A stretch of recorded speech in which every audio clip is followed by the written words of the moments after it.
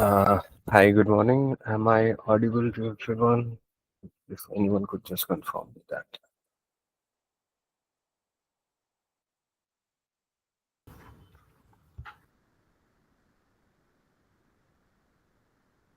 Okay, considering that to be yes. So, okay. So, how today's session would look like, if you ask me, I would firstly we'd be the other day we were discussing and talking around the problem statement, and it was it, right? That was it. And how today's would look like is I would just go ahead and screencast my ID to you guys, and we'll start coding a very basic MAD1 project. Right? We just try to recap what all concepts that we had, be it how we would create an endpoint, how the data flow was happening in MAD1, and how we were storing data, retrieving data from the database. Right. After all this are done, then we'll proceed. Then we'll just use that same code, okay, same generic code, to change it as per the MAD2 guidelines, okay, so that we can see how or what are the major changes that are needed, at least for our backend, right? And we'll try to, I guess if time permits, we'll try to add the security features, right? So before I proceed any further, I will just open up the ID. Oh, okay. One more thing to do is uh, every day's code will be pushed to a public GitHub repository. I'll just share the link to you, and you can take. If you want, you can get the code on there so that you can uh, try it with yourself, in your system. Like if you are going back or revisiting the things.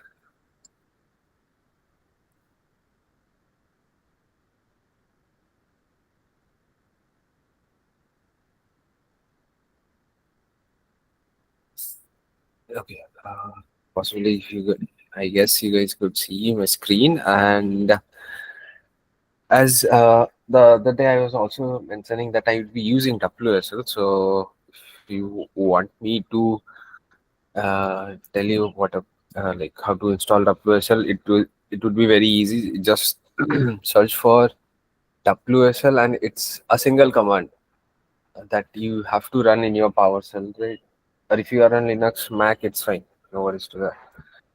But if you are on Windows, I would recommend. Again, there's a clause that you have to follow, that if your system is capable to handle that, then only go for it. Else, it would be a disaster again. So, yep. Next thing, after you have done installing WSL, basically it would have installed Ubuntu OS into your WSL, right?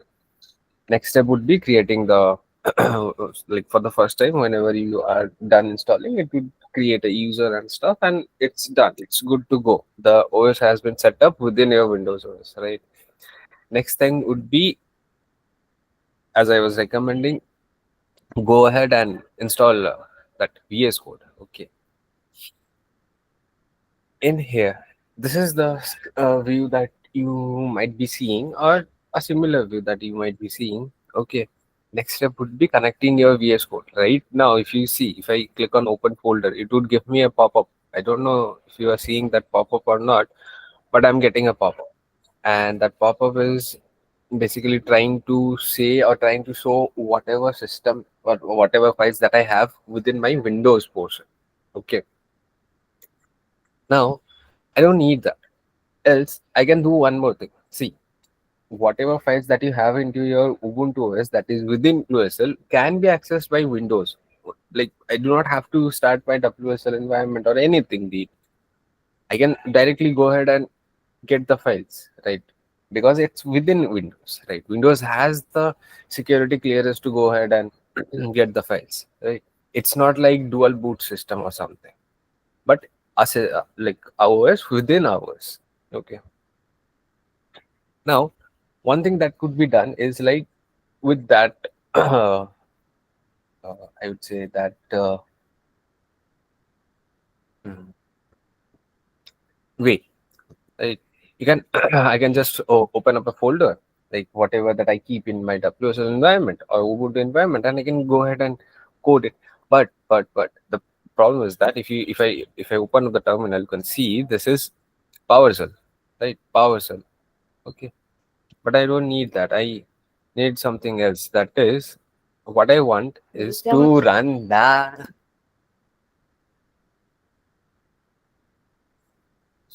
is to run my project within Ubuntu. Okay, so there is one more way where if you just come over here, right over here, and if you find this, this is a menu where you can connect your VS Code to multiple possible things. Like for example, if you are on a like if you want to connect to a WSL uh, uh, OS or distro or something, if you want to connect to the GitHub code space or any other service provider's code space, or if you want to like connect to an SSL, like there are multiple things. Okay. So from here, I can like sorry, not SSL but SSH, basically a different. So right, and if you just go over here and click on connect to WSL, it will restart the VS Code window, right? And if you see, I'm getting a pop up that VS Code in WSL, like starting VS Code in WSL. So what's happening? The VS Code is like considering VS Code is being booting up using the WSL, be it a single distro or multiple distros and all. Again, like I already have installed it and configured it, so I'm getting less number of steps. But whenever you are doing it for the first time, you might get uh, some few more confirmations. Like you have to provide some more confirmations and some more steps that you have to follow. But again, those are very intuitive, so no need to worry. Sir, where did you find the connect to WSL option? It's on the bottom leftmost corner of VS Code. It's a symbol that's uh, rightwards angular bracket, leftwards angular bracket symbol. Oh, got it, sir. Thank you. Yeah. Okay. One sec.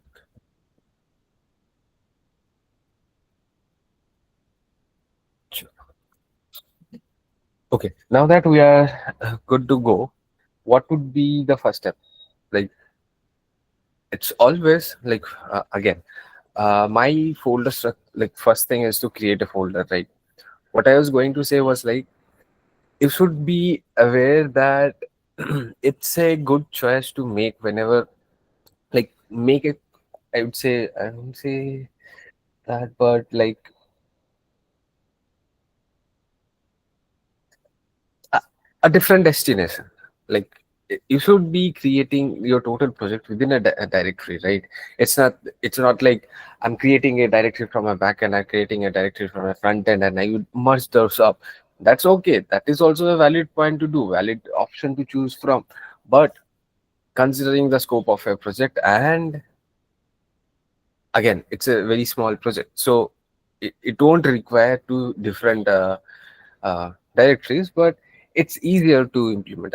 It's a personal choice. I cannot comment on that, how to code or how your project structure would look like, but it's a option that you can choose from. So what am I saying is I've just created a new directory again. So if I had to use WSL, there is two more options. If you could see, this is the terminal, right? You can see it, over here it's showing me bash. It's from Linux, right?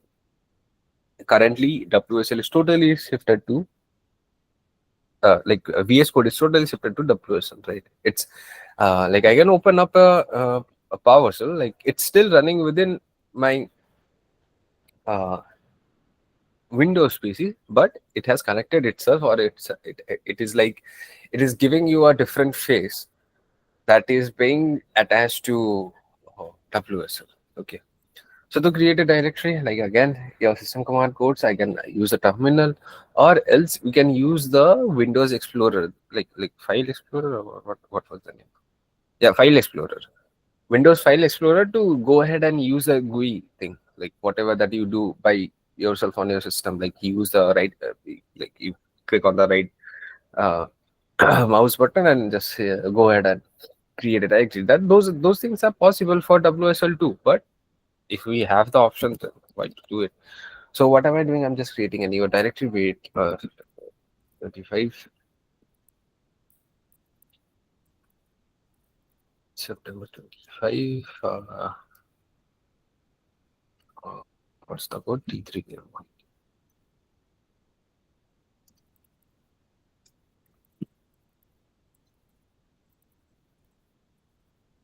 Okay. So just created a directory with this name, right? Next thing, I'll just open up the folder over here. You can see it's like currently it's showing me my file structure within my OS environment. Okay. Uh, Ubuntu environment. So it's like September to this one. Okay. I just click OK and it would have opened me in the directory. Sorry, very sorry. In VS Code. Okay. Now I am good to go. Over here, starting here, there would be a thing that is, it could, like for you guys, it could seem like there would be a backend directory and there would be like not within that. But over here, a front end directory.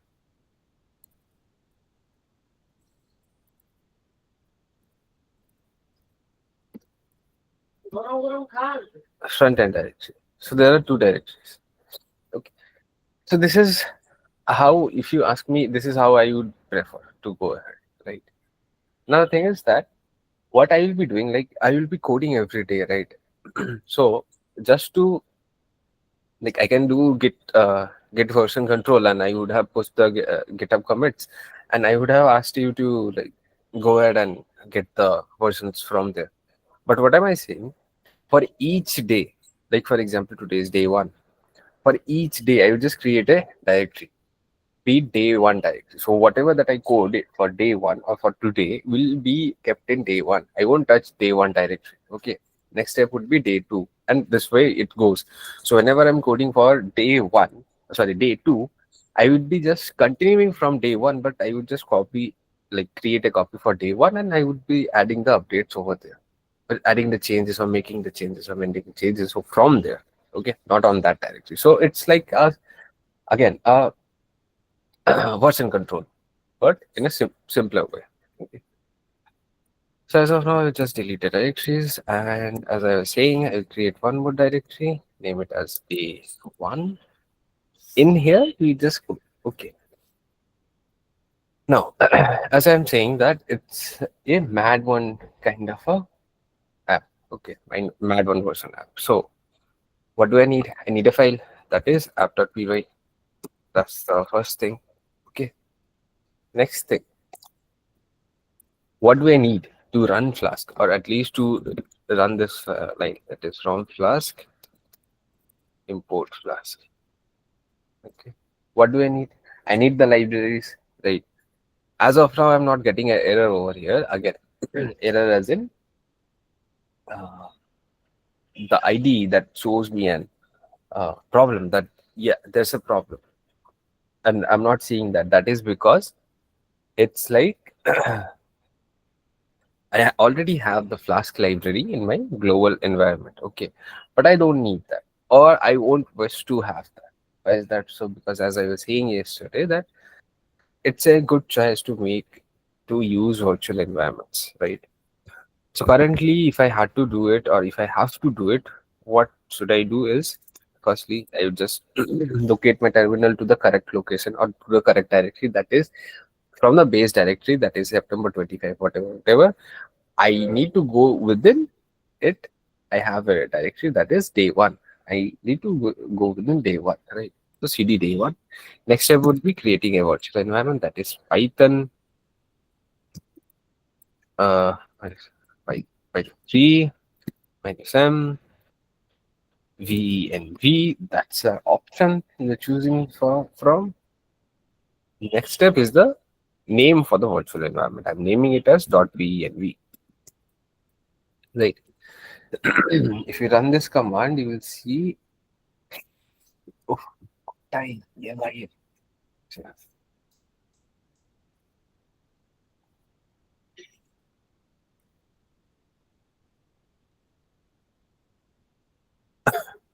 The virtual environment was created, and it seems like a directory. Sir, can you please Hmm. make it little big, at least, or the command? Oh, right. Very sorry. Then, It's okay. yeah, Python minus m. What was that? Python. Yeah, Python 3 minus m v and v dot whatever virtual environment's name that you want to give. You can. Dot. Okay, I got this. Yeah, thank you, sir. Yep.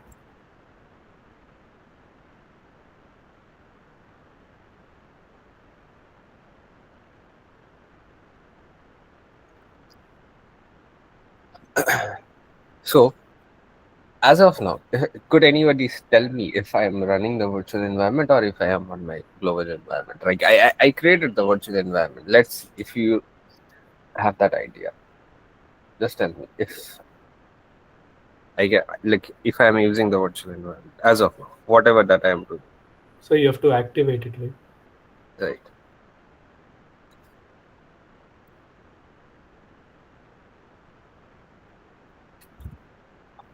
Yep. So to activate it, it's like either you write source, then you define the path. Okay. So the path seems like the directory name. Okay. I'm within day one, so it's a .venv directory. Then it's bin. Then I need to run this. That is activate this script. Okay. And it would go ahead and activate your virtual environment. Okay. So it's like the name of the virtual environment bin, then activate. It's for Linux. And if you are on Windows, it's like virtual environment name, then script, then activate. Okay, that's the difference. So .venv bin activate. Right. Either you can write source or like for example, right now the terminal is showing me that I'm using virtual environment, not the global environment. Okay. Now how to deactivate it is just go ahead and write deactivate and it's done. It's very easy. Okay. Either you write source.venv dot like // bin or slash activate, else you can just specify it with a dot. Why a dot works? That is because I already have my terminal is already within the day one directory, and the day one directory is having the virtual environment directory. So that dot signifies that. Okay. So I already have activated. Now, if I try to do pip freeze, what is pip freeze? It would just list down the libraries that I have within my environment, be it a global environment, be it a virtual environment, whatever the terminal is currently using. Okay, either pip freeze or pip list. Anything would work. Okay. Pip list is giving me pip and setup tools, but those are different libraries. Okay. Chalo. Next step is to install Flask. So how can I do it? Is pip install Flask, right? You can see it's giving me okay. See, as of now I have installed Flask, and if I do pip freeze again, you can see with Flask some other dependency libraries were added.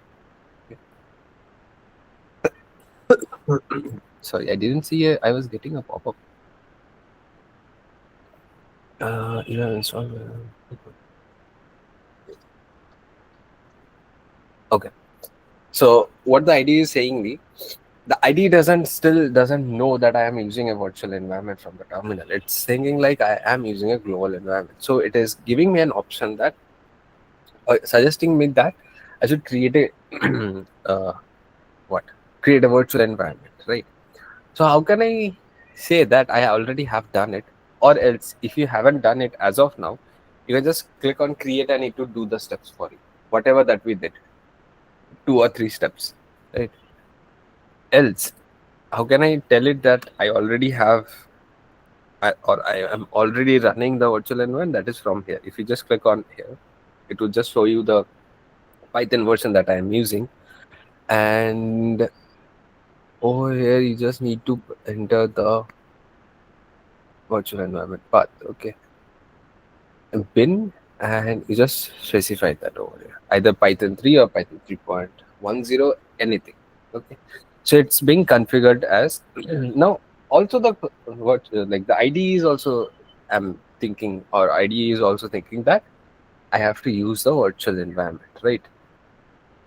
So next step would be start up the Flash server. That's the basic thing. So how did we do it? Is like defining a variable, then calling the Flash method with in this format. Next step would be, oh sorry, that should be in capital, right? And if there is a if name is main, then I am starting up or booting up the server, right? Can I run it? If I try to do it is python app.py, and you can see that I can at least start a server, right? The server may be doing something, may not be doing something, but I can run a Flash server, to be specific. Flash server, right? Next step would be to see a very basic endpoint, right? So this is how we had started. So if I send a request to this endpoint, what would it respond me? It would respond me with a string, right? See, if I open up a browser, but that browser opens up over there, okay, it doesn't. Right. Sir, one doubt, sir. So day one, Of day course. two is our way of version control, isn't it? Yeah, our way of version control. Then every day we need to create the virtual environment. Yes, I would just create it. But you guys do not have to do it again. Just for the purpose of the bootcamp, I would be doing it. But Okay. it's again just for the easier implementation. I could have gone and made it through GitHub. Like, anyways, I will be pushing my code to GitHub again. You can get the version control from there, but it's an easier implementation, right? If GitHub is new to you, then better it this would way. be Okay, easier. so Yeah. day one will have my one virtual environment. Day two will have a virtual environment. Right, and every virtual environment will be having a similar requirements of txt that I will be updating each and every day. Okay. Okay, okay, and it's better to use this way than using the global environment, right? Yes, always. Why is that, sir? Because I didn't do this when I did the MAD1 project. That's why. See, as okay, I was like talking about using a virtual environment in the end of the session, almost in the end of the session. So Okay. you might have missed it. So Yeah, the that's thing why. was, consider this. I'm creating my Flask app, right? And as of now, if I hit and try to find the Flask version, that is 3.1.2, right? Now, there could be something like there could be an update, okay? And it became 3.1.4, fine. Now, it might have dropped down, like a Flask might have dropped down some of the functionalities that I might be using. For example, if there's a method that is JSONify, that is coming from this library, JSONify. If I restart it, you can see that it would work fine. So it's coming from that library, Flask library. Okay. For example, with an update, they drop down JSONify. In that case, my app would break because I'm using JSONify. Until and unless I add a fix, it won't work, right? This is a thing to remember. Next thing, why am I using virtual environment? Is that, for example, in my global environment, I'm updating all the libraries, right? To be Yes. to be in the latest version. Correct. Okay, that's fine. Now consider that I'm using the global environment to run this app, this specific app. It would break because I don't have JSONify in the newer version, right? So what can I do is, if I have the virtual environment, so in the virtual environment, specifically in the virtual environment, I can pull down the Flask app, like Flask version to be 3.1.2. I can pull down that specific version. That the last time when I was running my app, I was using this specific library version. Okay, So then I that need will, that specific version. okay. Yeah. Then it won't interfere with my global environment, nor my global environment will interfere with the virtual environment. So it's good for both of you. Okay, I got it, sir. Sorry, yesterday I just logged 10 minutes earlier. That's why. Okay, thank you, sir. Yeah.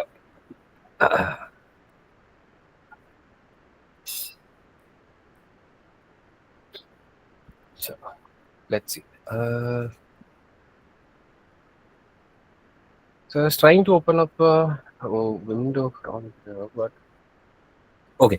If I send a simple request, then I would be getting a string, right? I could have shown you uh, with the browser, but as of now or as of today, I do not want to use it. Okay. So you might say that why don't you want to use it? Because consider this: for MAD2, you'll be building APIs with multiple methods, and from a browser, you can just make a GET request. A post won't work. Like, so again, I am not saying that you totally cannot make it, but again, using the simplest method, that is going to a address. For example, what would this address look like is localhost 5000, localhost colon 5000 slash forward slash, right? If I send a request through the browser's URL bar, and if I hit enter, what it will do? It will just go ahead and ask the server to respond back with the, considering I'm doing a GET request, right? So that was a simple thing. It worked with your MAD1 project, that's fine. But next step is I'm not sure if you have already used it or not, but we will be using all the methodologies, be it a post request, be it a put request, and be it a delete request. Again, over here, the clause comes down.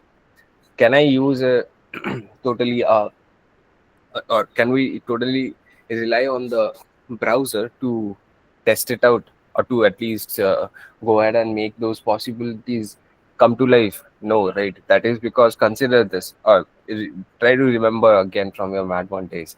When we used to do post requests, was it very simple? We used to have a HTML format thing. Okay.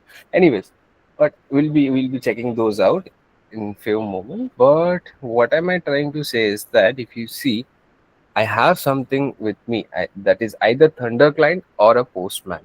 Again, those were taught to you. That was like the uh, service provider that was taught to you, that was Insomnia. Okay, the software that was taught to you. But again, you can shift yourself to Postman or Thunder Client. Again, Thunder Client, it's is a totally extension that is within VS Code, and I won't recommend Thunder Client as of now, because previously Thunder Client was used to be free, and as of now it has become like it has opted for a paid uh, uh, version, so it's different thing. Anyways, but you can any time go ahead and use Postman. Postman is readily available within any kind of I would say uh, with any, like n number of possible ways to connect to it, be it like a VS Code extension, be it from the browser, be it you install a software within your anyways, be it a Mac OS, be it a Linux OS, be it a Windows, be it within your phone, Postman is available everywhere. Okay. So you can go ahead and use Postman, right? And Postman is itself a different world within it. So you can do multiple things, n number of things. Sorry, yes.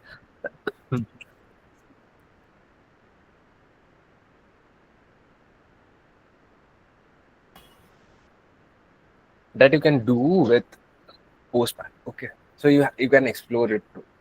But again, we'll be using Postman just to send a different type of requests and check if the requests are working fine or not. It is telling me to sign in. Just give me 1 second and let's just go ahead and do the thing.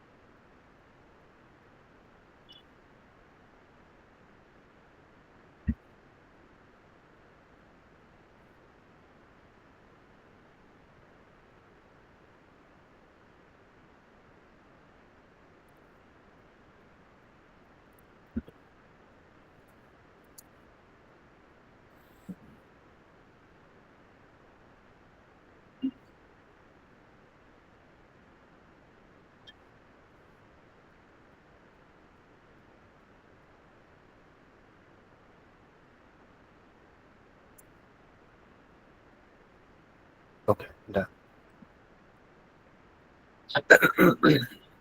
So I'm just opening up a newer request. You just click on new HTTP request, and you can see, or we'll be like getting ourselves familiarized with the view of Postman, right?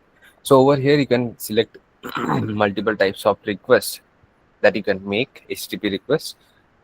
As of now, I'm selecting get. Okay, I can go for localhost 5000. Sorry, / and click send.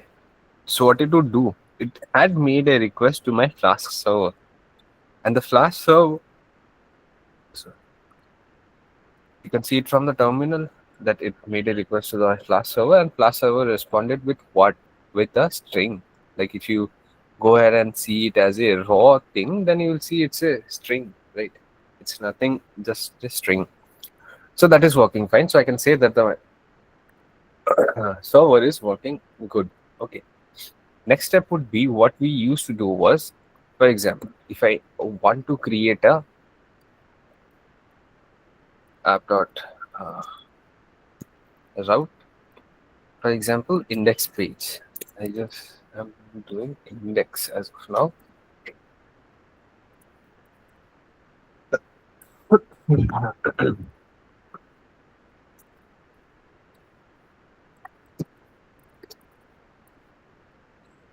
Okay.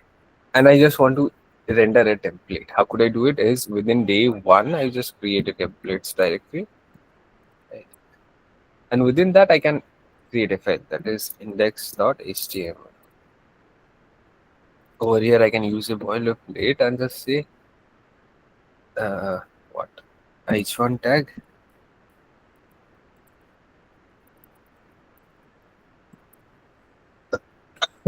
Now let's see if I could pull that down over. So render template, and I'm trying to render this file. Okay. If I restart my server, going back to Postman and sending a post request, like again a get request to index, right? If I send it, you can see that with raw I can see the whole file. Okay, whatever code it was doing. And if I go to preview, then you will see the rendered version of the HTML, right? So how the server responds? The server responds with the page code, right? And the browser renders it out. This is how it works. This is how the page works, right?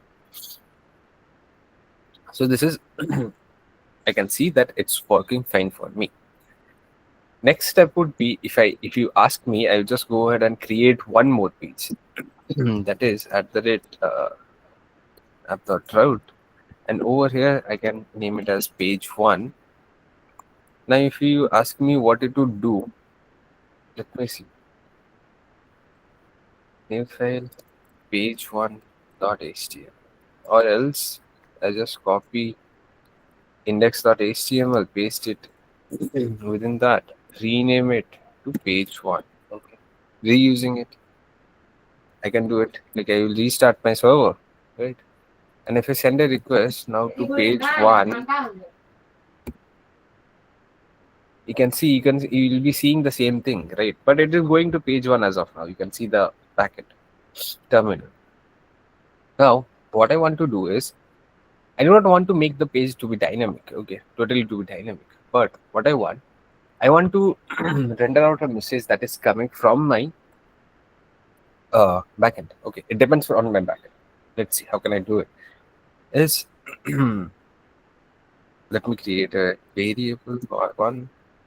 This is page one. Okay, and I'm sending this variable as variable one, for example, HTML. Okay, so just tell me if I want to add that page one over here, for example.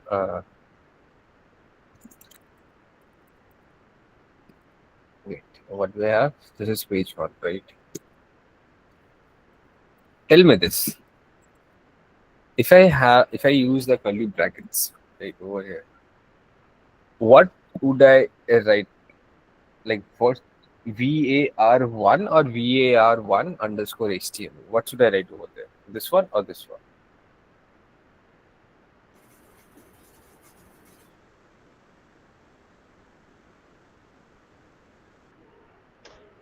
var underscore HTML. Yes.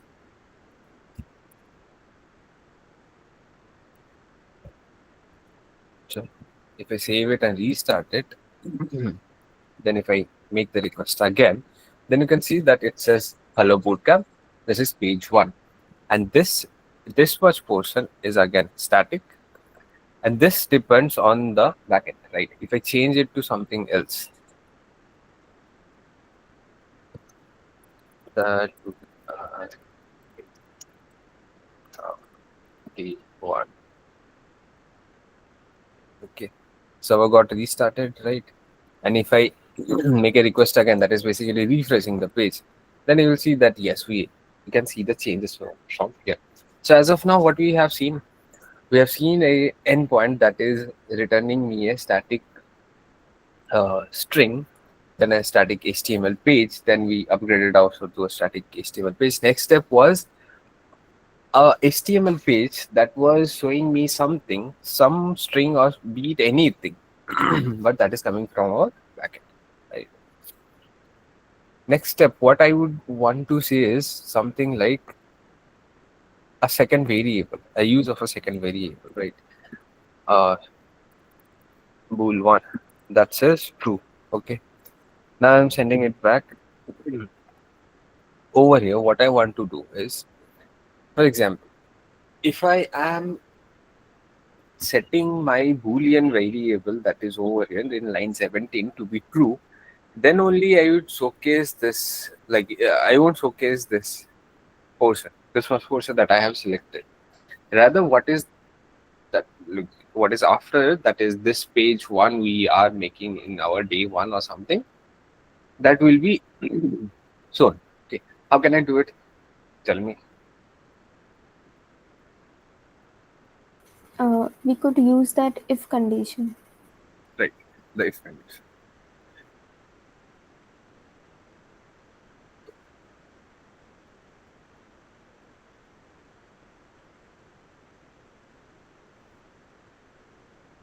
Again, this might feel like doing the same thing, but yeah, it's good to brush up our memories, older memories, right? So how can I do it?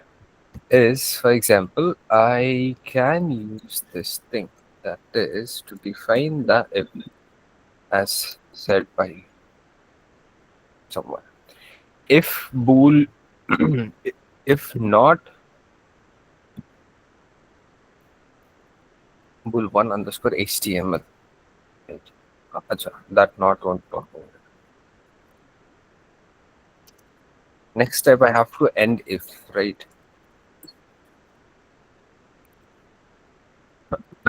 So in Jinja 2, if you had to start a condition, then you have to stop it. Right? Let's see. If I save it and resend the request, then you can see that it's gone. Right? It's a not condition. If I change it, so it's changing. If I set it true, then it won't be shown. If I set it as false, it won't be shown. Right?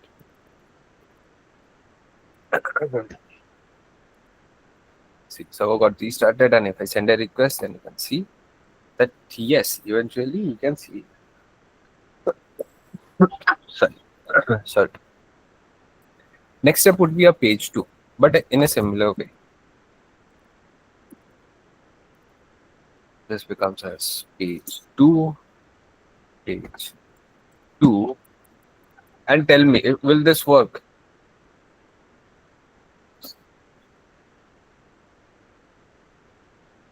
Sorry. Just check the code and tell me if this would work or not.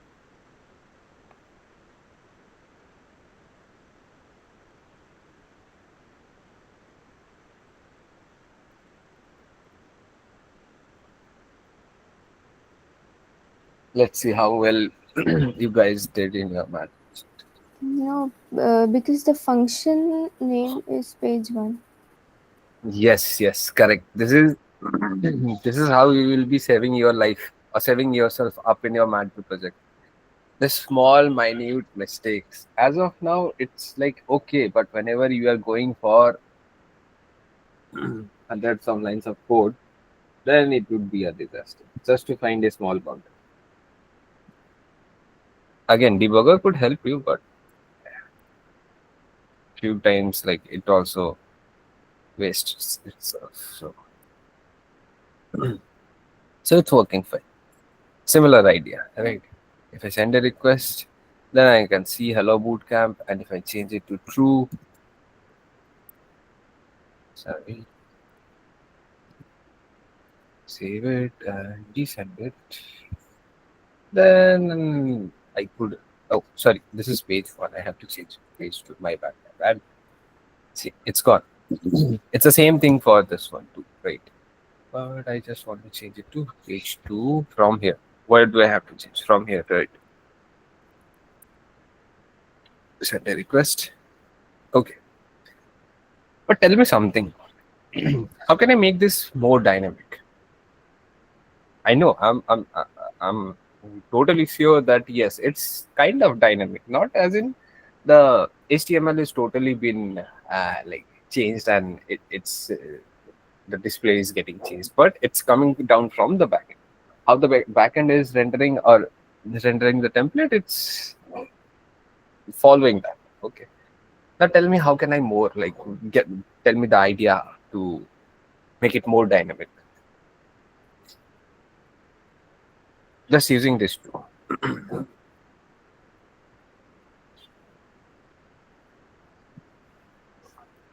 Let me point it down. How can I make this boolean to be more dynamic? That true and false.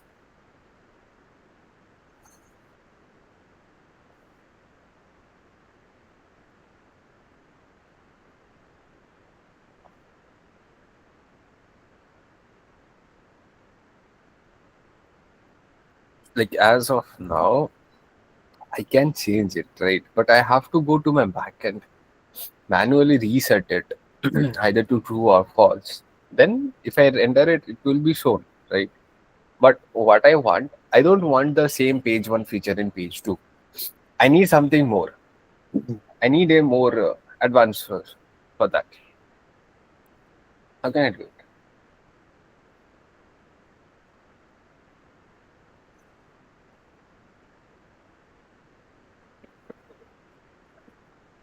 You guys have already done it in your Mac. Tell me, have you used something like this?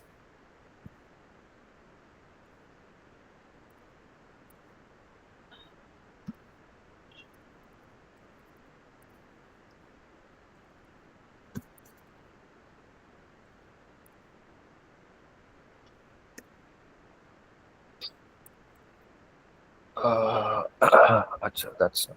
So, let's get this. Have you used something like this? Yeah, What's that? parameters. Yeah, parameters of variables, right? Now, how would it make my life easier? That is, I just go ahead to path 2 slash, I just set it to true. If I send a request, then you can see it's not showing me the what? Sorry. showing me that portion of the line. But if I set it to false, then you can see it's still not as showing me false. Okay, let's see how is it not working. Okay, as I am using it as a string, so it is not working. Okay, let me add something more. For example, let me shift it to 0 and ones and zeros.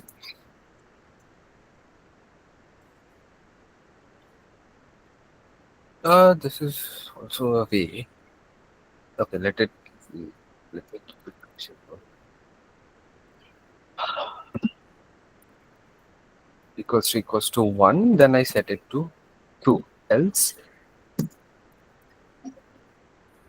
Is it because like false. you wrote true as like in the Yeah, small so font? it was considering it to be a string, right? I was passing it as a string. Like whenever this was coming to this line, it was considering, or it was considering bool one path wala jo variable, that the variable that I wrote to be a string.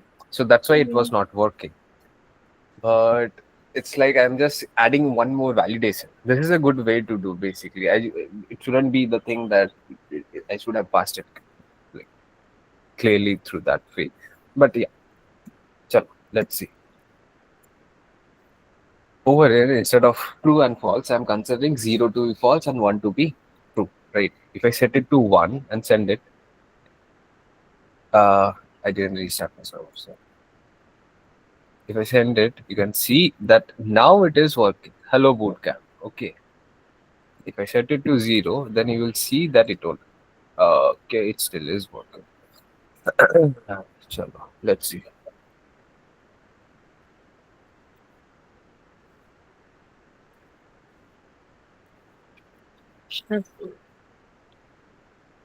Hmm.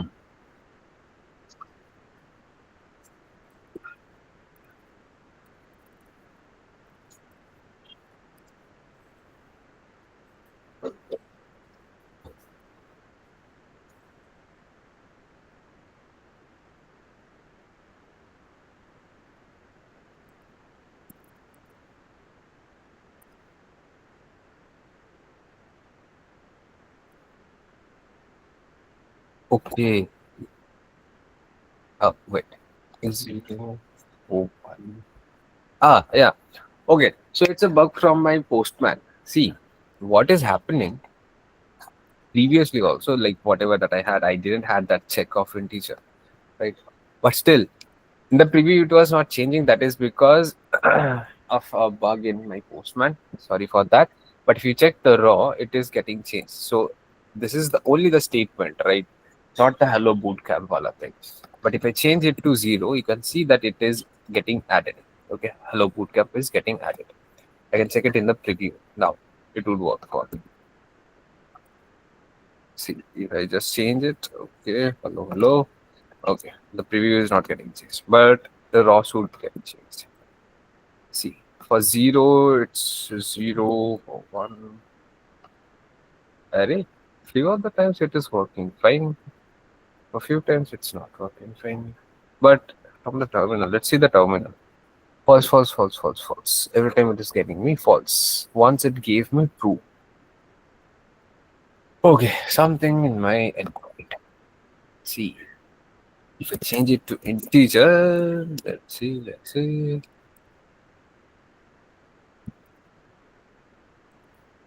Okay, it is getting changed to true, it is getting changed to false. Okay, so I had to set it to be an integer. Okay, or else if I was not doing it in that case, what could be one more step, that is goes on path is changing it to be an integer. Okay, this is how you should be protecting your endpoints, validations, adding validations, multiple layers of validations. Okay, see, now it would work. For 0 is working fine, 1 is also working good, but yeah, it is working good. I can see it in my raw. Okay, it's not there. If I add it to be a 0, it will be added. Okay, now it's working fine. Everyone got it. What was the error and what what all steps that I could have added. Either I would be changing, like whenever you are passing a path parameter or variable or whatever that you want to say, it is being considered as a string until or unless I put it to be a integer in this format. Okay, telling it that it should be an integer. It won't be considered as an integer. Okay, but again, on line 23, what am I doing? I'm just adding one more layer of check that yes, whatever that I am getting, be it already an integer or a string, I am reformatting it as a string. Sorry, integer. If you are passing me an integer, that's fine. I'm changing the integer to be again an integer. But if I am passing a string, then I'm changing it to be an integer. This is what we are doing, right? Chalo. So that could be one check. Okay. There could be one more way. That is this format. If I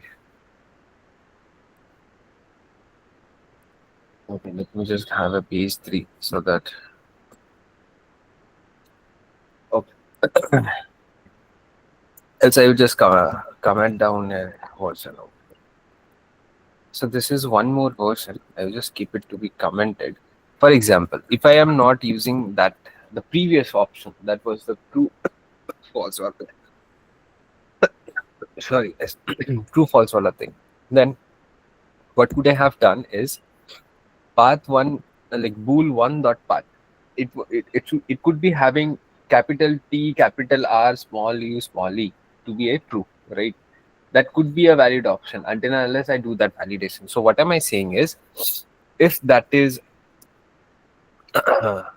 lowered, and if that matches to be this string, or if it matches this string, then what am I saying? I'm setting bool 1 to be true, and with the other condition bool.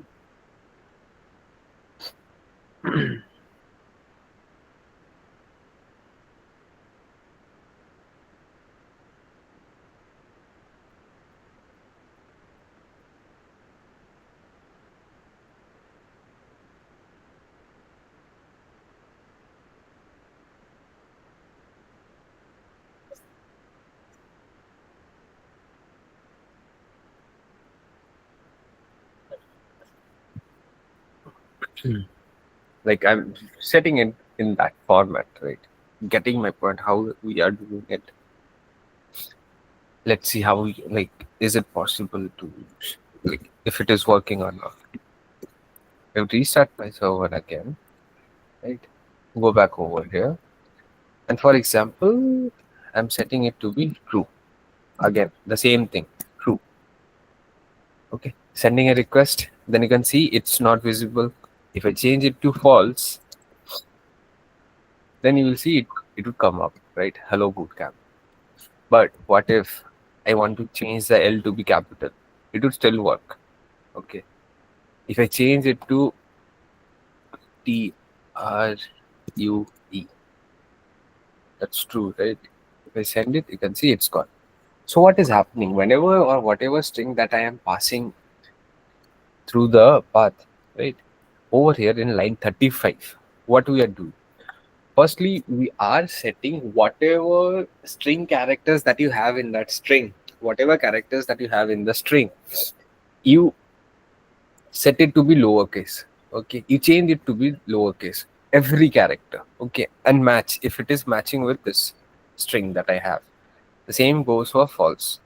If that's the case, if whatever is the case, I am setting it to be either to be true or false, respectively, right? And then I'm passing. Next step, you could ask me, okay, that's okay. Now, what I want in page 2, let me add one more. Let this be a string, okay, and then I have one more variable, okay, one more path variable that is an integer, okay.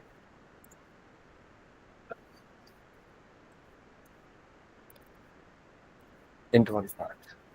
So if I have to pass it within my endpoint logic, what I have to do, I have to pass it through the method, right? Through here. Now I want to use it. How can I use it? Is, for example, over here I'm just passing it through. Okay, int1 HTML is whatever value that you are getting from int1 path. Okay, let's see. So that is boolean 1, and if I change it to int1 path, let's see. Restarting it does not exist. Okay, so hata देते हैं. Restart. Okay, it seems a bit cluttered. This looks good. Okay, let's give it a try. So it's true. Then I'm passing. What? 30. Okay. Send it, and you can see that yes, I can see the integer that has been passed. Right. I go back to here. I just remove this thing. Okay. Next step would be, how can I use it? I was thinking I just go to page 2. In here, I would add something like what? Mm,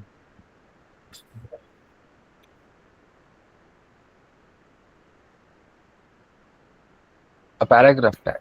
Okay. In here, it would say that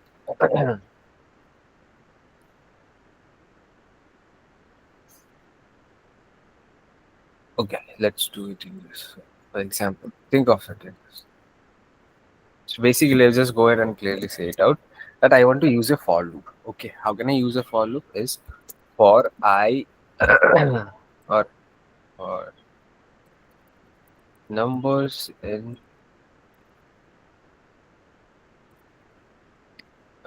what was that? Int1 that's for HTML. I'm printing all the numbers. Okay, one by one. Let's. So this is the raw thing. Let me send it. Okay, restarting it. Okay, there's some problem, I guess. No, that number, that is an integer, right? How Oh, sorry, not it is. for. Yeah, my what am I doing? Hmm.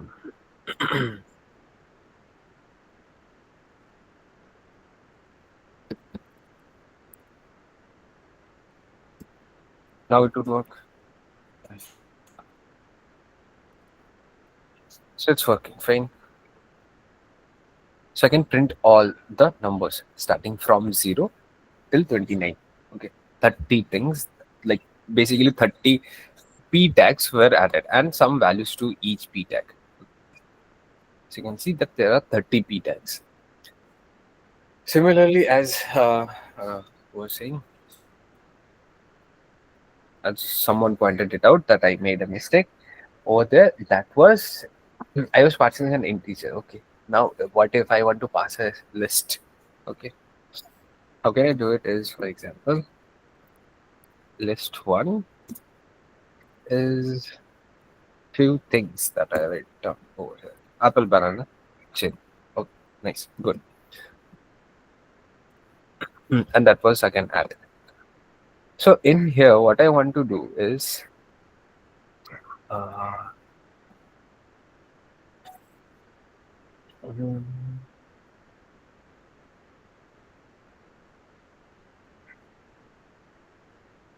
okay, I have 5 sample for each banana, each fruit. Okay, how can I print it? I can do something like for within a for. So listed for, right? So it's like uh, for fruits in list1 HTML. I'm printing the fruit, but there is something more. That is in here after this p tag, or I'll just shift this p tag in here. Okay. What I want to do, I just don't want to write down this fruit and number separately, but what will I do is I shift it in this way so that it's a bit clearly visible, and I do something like this. I down, let's see.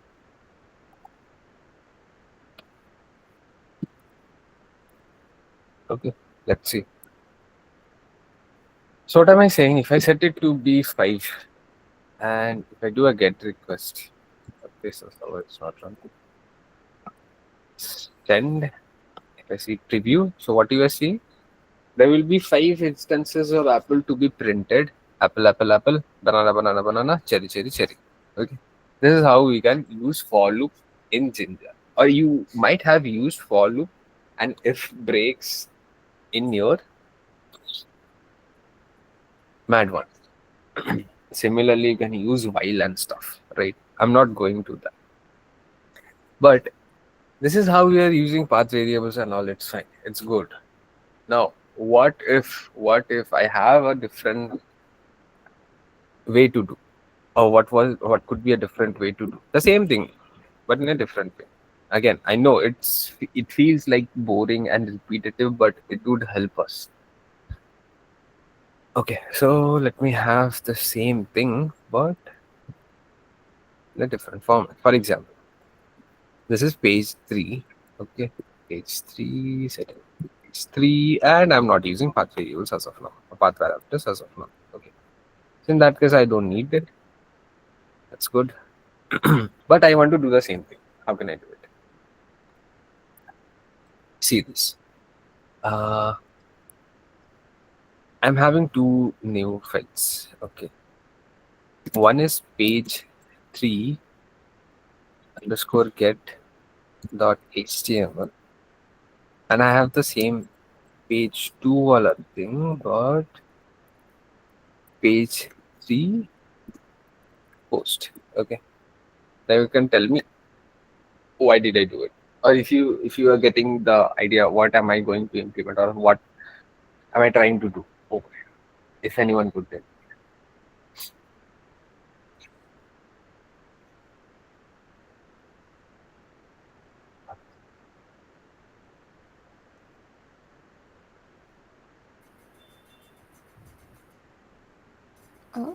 What you asked? I asked that, oh, what will I be doing? What would be the next step? So instead of passing the list through the backend, you'll be doing it through the front end. Right. And there is a small thing that I would add. I was passing the variables through the path, and right now I am going to do the same thing from the page itself. Right. So the end user will see, like, the end user will feel like he is interacting with the page, with the next page. That's it. So in here, what am I doing? I'm saying that I would be having, or I'd be getting 2 things. That is, one is a boolean, another one is an integer, right? How can I do it? In page 3, I'll just have an HTML boilerplate.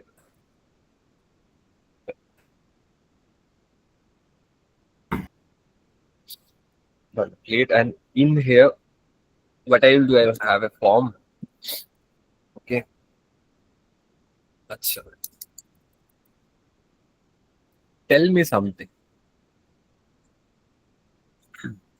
This is my page 3 wala endpoint. Okay. This is page 3 wala endpoint. Okay. What am I saying? Whenever a user is trying to send some data, previously we were getting the data from the path variables or path parameters, right? That's okay. That's good to go. But in here, as we were discussing, that I want it from the end user, but from the page itself, right? Tell me in here, in this form tag, within the form tag, there is a parameter that goes with the name as action, right? What should I write within action? Post. Sorry? Post. No, sir. That is method. Right. No, method is fine. I'm saying Yeah. about action.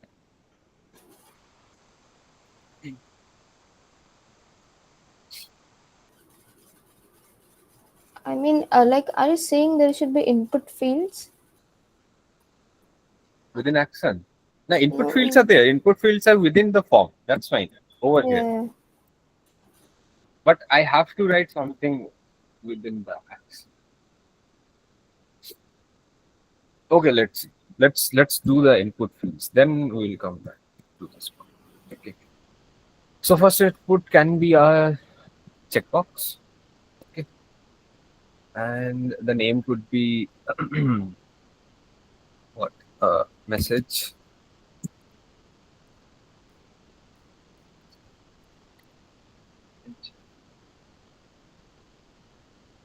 Yeah, why do we have ID? Let it be message.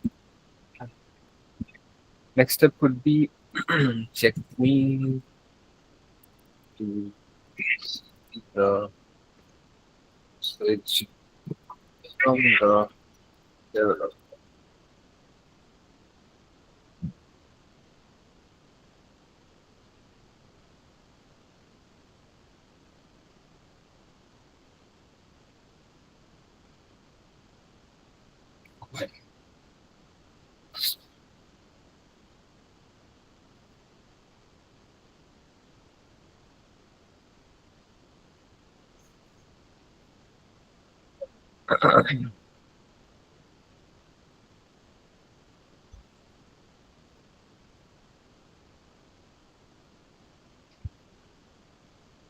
Next step could be one more input field.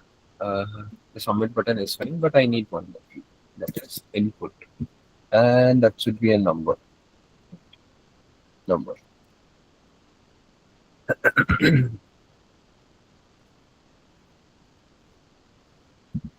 Enter a number, but I want to add minimum and maximum.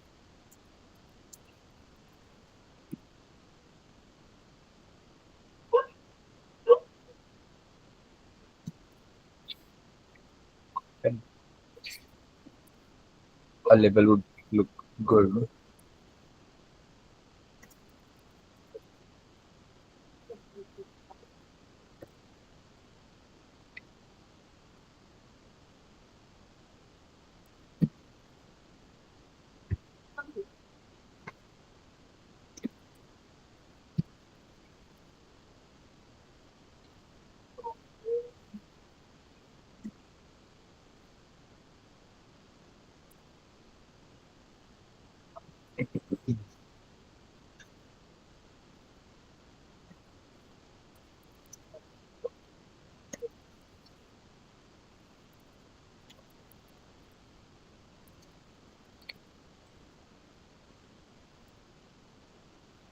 Okay, so I got the boolean and I got the number.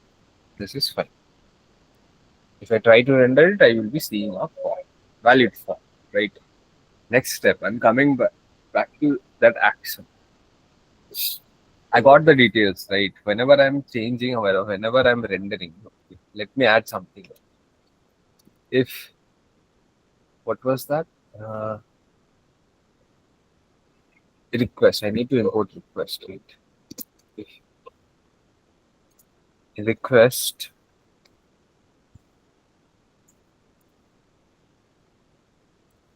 dot method is get, then what am I saying? I'm saying that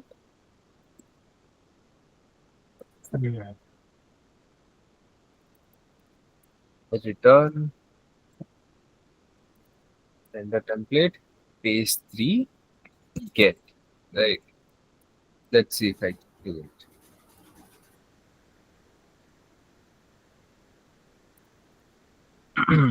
Okay, so I'm seeing this. Check me to see the message from developer. So if I check it, then it will be set it to be true, uncheck it false, and entering a number over here. Number can be, could it be -1? It couldn't be -1 because if I submit it, it would say that it would tell me to be a number starting from 0 or more. Okay, if I give it 11, it won't accept it. That is because of 10. Okay. Now, what I want the details to be sent here to this endpoint. How can I do it? You have to give it in that action, no, sir. Some Yeah, Yeah. the URL. What I Sorry. have to do? What I have to do? Just tell me. Just spell it out. What I have to write. Guide me. Pass in that URL, that slash page, that one. What it should be. This Oh, is yeah. what the endpoint is. Tell me what should I write within action. Slash page 3, is it? Right, right, guys. I know it's boring. It's the same thing. Please respond. It's good. It's good. See, who was that? Who was that? What? Like, what's your name? Sarah. Sarah. See, she forgot, but she still tried, right? Let it be happening. No worries to that. Why to like, okay, it's fine. I also forget.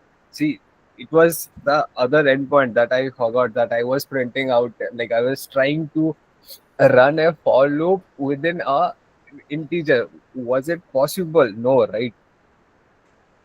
I had to add range over there. So that was again a mistake made by me. That's fine. You are trying to build an app. Okay, over here, no one is over here to judge you. If they are judging you, I can grill them up. So no worries to that. Okay, be less worried and try to respond back. It's good. Okay, okay, fine. If I am getting a get request, then I'm doing it. Else, what am I doing? See, as of now, I can check that out. If you see my backend terminal, I restart it. If I try it, see, did I write it? Yeah. So if I submit, like now, see, there will be an error. Okay, tell me, will I be getting an error? Or, like, okay, I already said that I will be getting an error. What it would be? Like if I go over here, I click something, I wrote something over here as 2, and if I click submit, there would be an error. What that would be? Those variables, I guess, were not initialized. No, before that, I will be getting one more error.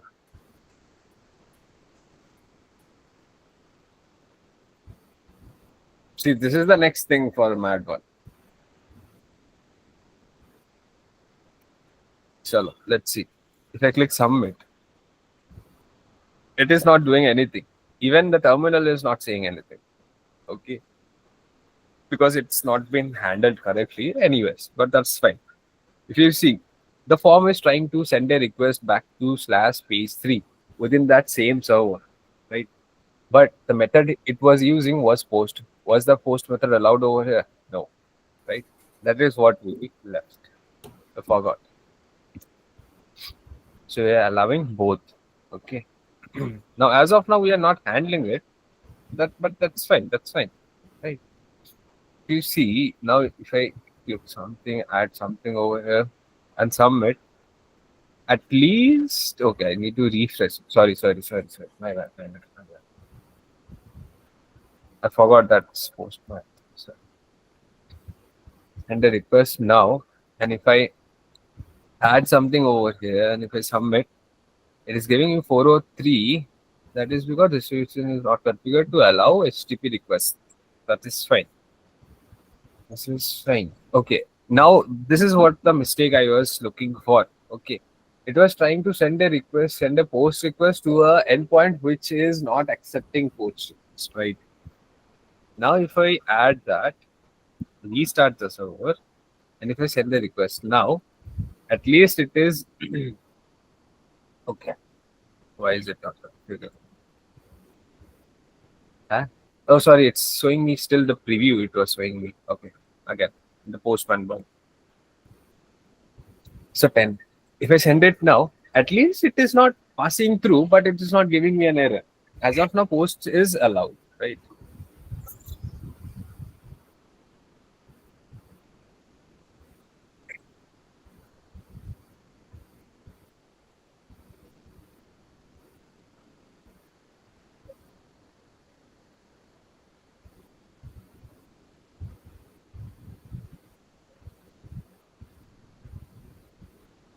Okay. As of now, it is not giving me an error, but I haven't handled it, right? So if I have to handle it, what would I do is if request that method is post, then I will be doing the same thing, right? Okay. Let's see. Variable one is fine. Path integer, we're changing it. Okay, so if you see what we are doing, the same thing that was done over here, right? So we are getting like we are passing the like data within my Python method, and we're like reusing it, right? But in here, what I have to do, the data will be passed as a request or within the request, okay, not from the path variable or path parameter, but from the request or from within the request, okay. So I can say that request the form dot get bool one underscore path, or else there is one more way, like there are n number of ways to do that. Is I can create a variable data request dot form, and from there I can do something like data bool one. That is also that could also be done. Okay, but the variable names could be different. Okay, let me check. It's message. It got changed. So it's like it's message, and this has been changed to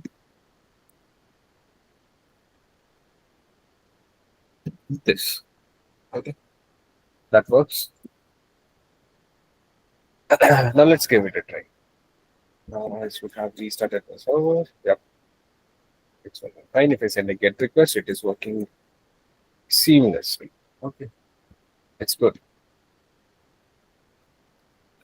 Now if I check it, let me keep it unchecked. Okay, and if I go over here, let me set a number to be 1. If I click submit, what do you think? Will I be seeing a page? Okay, not satisfied. Yeah, I got something. It would be easier to showcase, browser. Let me change my screen. Okay. So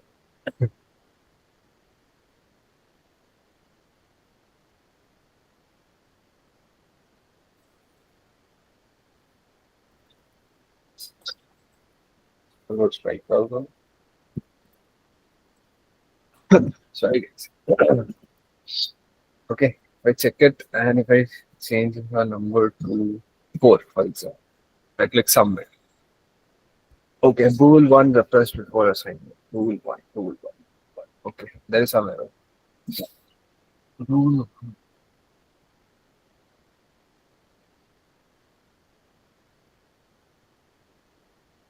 Ah, now this won't work, right?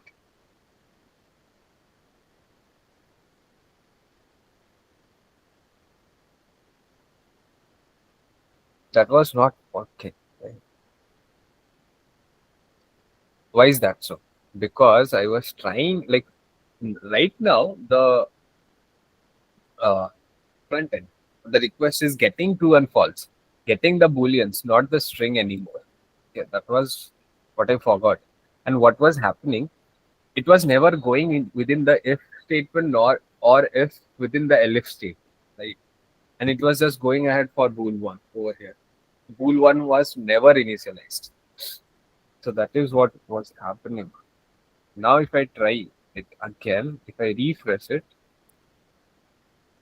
page 3 HTML, page 3, page 3. Okay, that is page 3 underscore post. Okay, let me do a get request. I got it. I'm keeping it unchecked, so I won't be, or will I be seeing a? Let's see.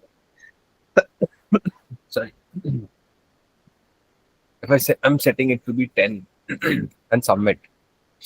Okay. Message.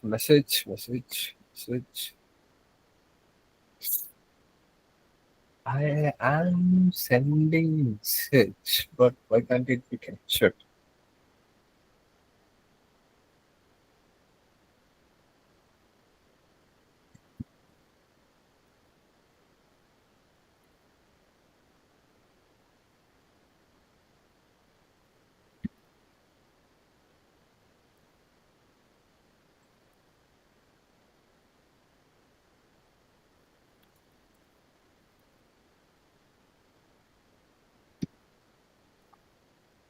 Now it's not. So this one, so what's the JSON? Chalo, perfect.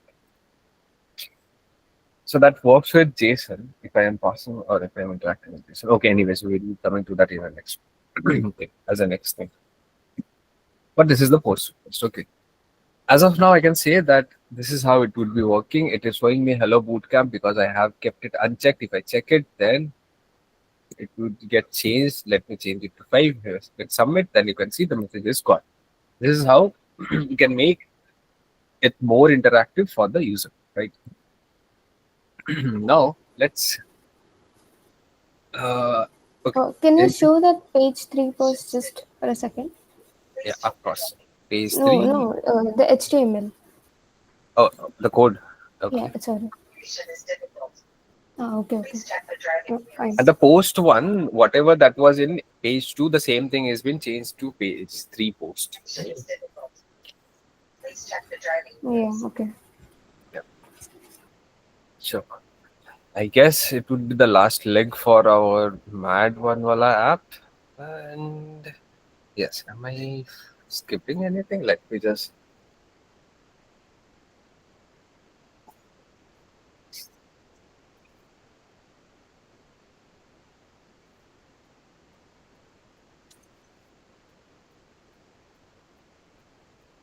No, this works. Yeah. So the last leg would be what? To attach the database, right? Now to attach the database, what I have to do?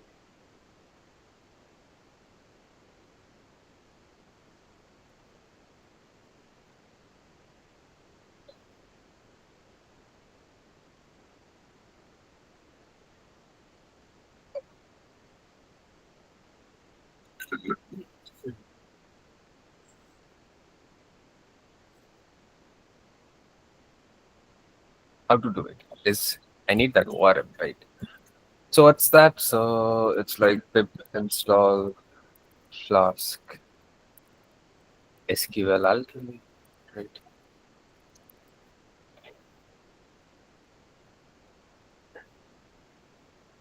Now I forgot one more thing. That was previously till that point. Previously or within that in the past 1 minute, I was sure that I was going to use the Flask library, right? So what could I have done is I could have made the requirements.txt as I am using virtual environment. So you always be sure or you should remember to use a requirements.txt. How can I do it? Or what is requirements.txt? As starting like today's whenever we are starting today, I said that the versions, right? I have to capture the versions. Where will it be captured? It will be captured in requirements.txt. How it could be made is very easy. If freeze, add a right angular bracket and just write the file name requirements.txt, right? Hit enter and boom, you've got a file, right? If you open up the file, it's like whatever that was going to be printed out on the terminal with pip freeze, that is printed within a file named as requirements.txt. What if I want to update it? For example, what library could be added? Okay, I cannot add that as of now. Okay, so whenever you are adding extra libraries, you just need to run the same command. It will just refresh. Okay. Again, you can find if you are using AI, if you forget this command, you might have used AI or something, or by mistake, if you add it twice. So what it would do, it would not refresh the file, rather it would just repopulate the file. What is that? See, if I run this command, so the same thing is being repeated. Okay. So be mindful. Chalo. Next thing, the Flask. Let me add the database. Okay. Flask SQL Alchemy, import SQL Alchemy. Right. Next step, what it could be over here, I could define it over here, like Flask SQL Alchemy. But before that, I have to define the URI for the database. Okay. For example, it is test or day1.sqlite3. Right. Save this. And if I restart the server now, it won't give me an error. Okay. It would start up. But if you see, the instance directory was created. It was created because of class. That's fine. That's good. If you have used DB browser, then you might have created a file with DB browser with an instance or someplace, and you have added it as for the URI. Okay, as for the location, you might have made the URI. That's fine. That's good to go. But what am I saying? I'm saying that over here, I won't be using DB browser anymore. Okay, no more. Nor I will be using the SQLite cell or terminal or from terminal, right? But what will I do? I will just use the models to create it. How can I do it? As of the same level as app.py, I will create a new file, open up a new file, name it as okay, models.py. In here from app import db. I could have, like, I need this initialization. Okay, this is one way. Another way could be I would remove this line from here, like not remove, but move that line to models.py, right? And the next step, I would get this line to keep it in models.py. I won't be getting app, right? But the same thing would be done over. I just empty initialize it. I just go back to app.py, right? In here, I just say from models import db. The same thing. I was getting db from app.py to models.py. Now I'm doing the other way around. There's not a huge difference. And with this line, it's like the same thing. db dot init app, and I'm passing app to app instance. Okay, this is done. The same thing is achieved as of now. Right. Now what am I saying? I just create the models. Or if you remember, to create to design the models, like, or you might have done or made the tables beforehand and then have made the models and finally connected it to your Flask app. As of now, what am I saying? I will just do, or I will just start it from the middle, that I will just create the models. Okay, so for example, class test. So how would work is db.model. Again, it's a, what is it? What am I saying? What am I doing in this slide? Tell me.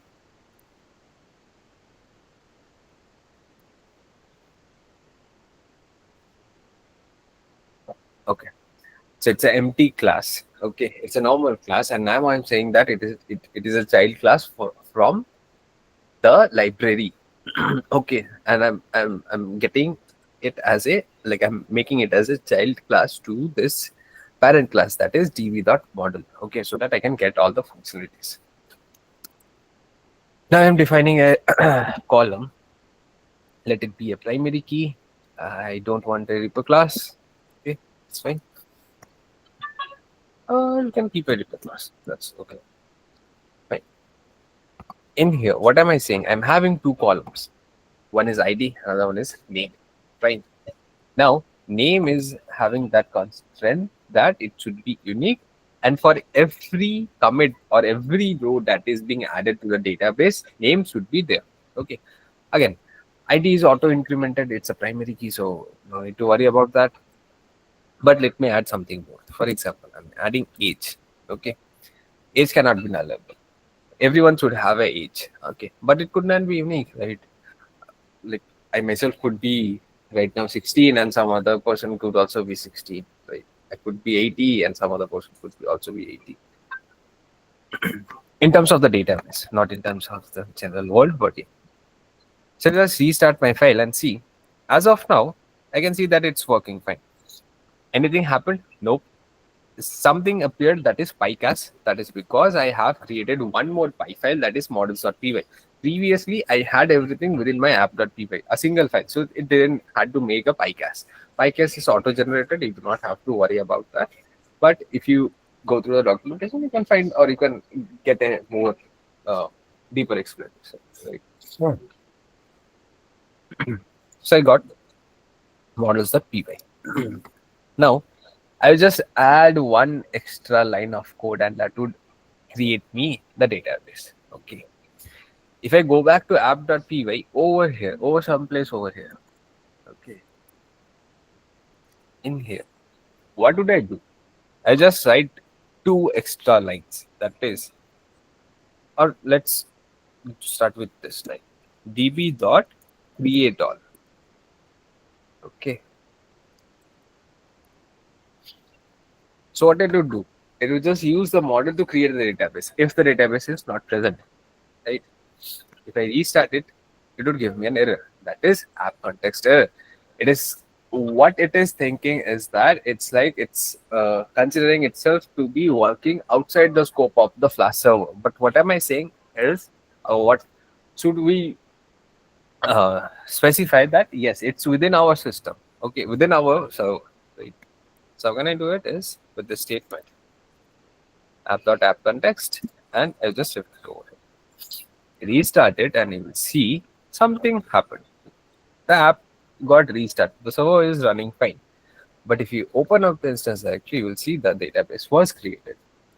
If I open up the database, you can see over here I have the test table, and within that I have the columns. This looks good, right? It's much easier than using DB browser. You have to do the same thing twice. Like you have to design the tables, then you have to define the models, then it's done. Over here, we are skipping one part at least. So it's much easier, saving your time, right? So yes, that is how you should do. Again, it's if you could design a database, you can design the models from scratch. You do not need a database. So not a database, not a database schema. But yes, for yourself you can do it. But you should have the steps. Okay. Now tell me something. A redundancy. Find me the redundancy. This is app.py. Okay. You can see the whole app.py. Find me a redundancy that I have over here.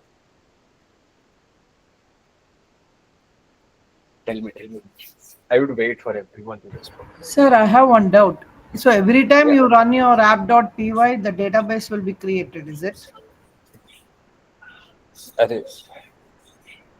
Tell me the redundancy, then I would answer anything more. I just changed the screen. Wait.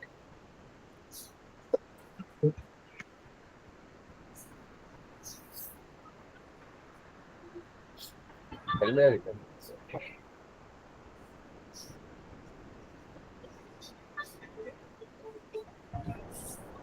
I don't know, sir. I think every time you run your app, it will run that db.create underscore all. Yeah, that is what I wanted to know. Basically, you asked me, like you answered me by asking me the question. So, yes. Sorry. So what's happening? Every time, whenever I restart my server, I just go ahead and check for if database is there or not. If not, I just create. But it's a like as of now, it's very small in scale, right? If I'm running a huge server over there, it would take some time to verify everything, right? And what do you think? Like again, I'm not saying it is a good format or good thing to follow, but again, in terms of redundancy, I can skip it. That is, whenever you are setting up your flash, not a flash server, but a server, you should be sure that yes, I already have the database with me. Until and unless I have the database, can I start my server, right? If I have initialized my database, next time if the server fails, if I restart it, I do not have to verify that yes, I do have all the tables and stuff. I can do a quick check if I have that database file or not, and with that it's done. But what db.create all is doing, it is going through the database file. It is checking if all the tables are there or not. But do I need that? No, right?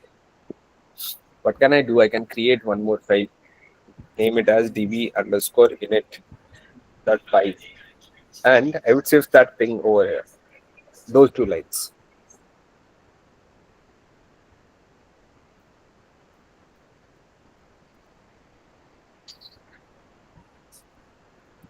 But some more imports that are needed. from sorry, from Flask, import current app as app, and from model I need to import deep. It does the same thing. For example, if I delete the instance directory,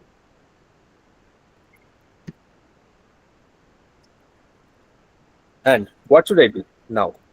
Previously, we were running this thing, Python app.py. Now, what am I saying? I just run this db underscore and it got fine. Okay.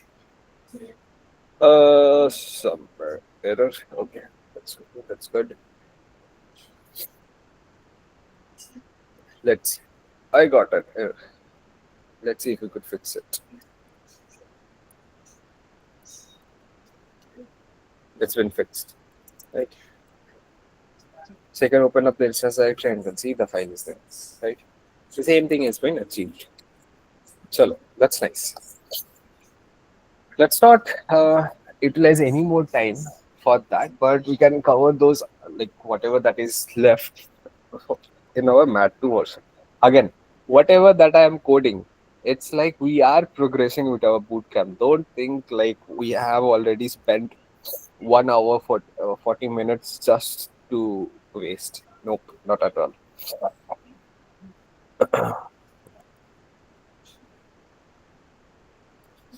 So what was I saying is like let's have one more page that is page 4 and it's new now. So app route page 4. It should render me a page 4, right? And let's have that.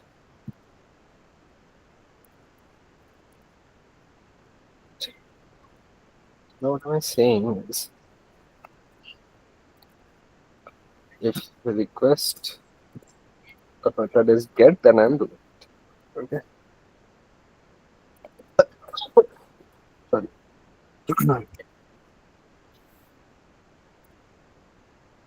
In here, what I want is a form. Okay. A form that is set to be a post request action is needed to be set as page 4. Okay. You remember. In here, I can set the label or name. Okay. Name.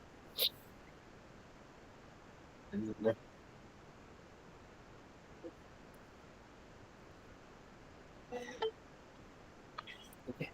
And that should be an age. Right.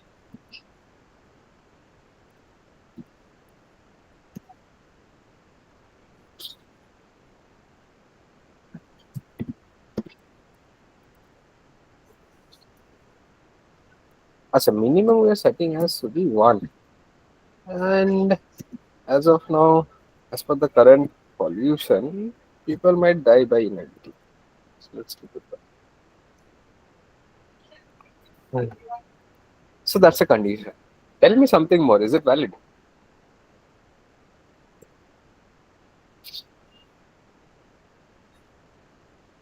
Let me get it confirmed by the team. If I need to share the recording, then I'll share it. Okay. Tell me something more before you leave. See, this is the endpoint. This is the model. Have a look. Have a good look. And this is page 4. Okay. Is it valid? What do you think? Something I'm missing something. Tell me that. I will just open up all 3 files. Side by side. This is the page 4 endpoint, this is the model, and this is the page itself. Tell me something.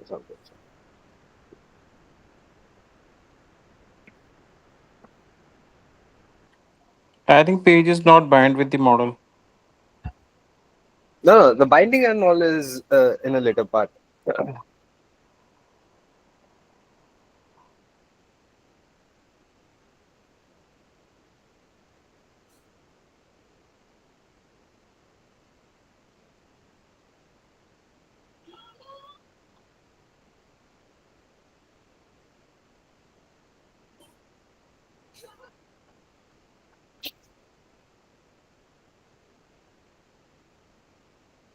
Sir, I didn't understand. So when you open the page slash page, no, nothing about the page. Consider it's only about the data. yeah, it will. When I put slash page, it will go to that this Nope, thing. nope, nope, nope. Not the data flow. Only the data. Only the data is it.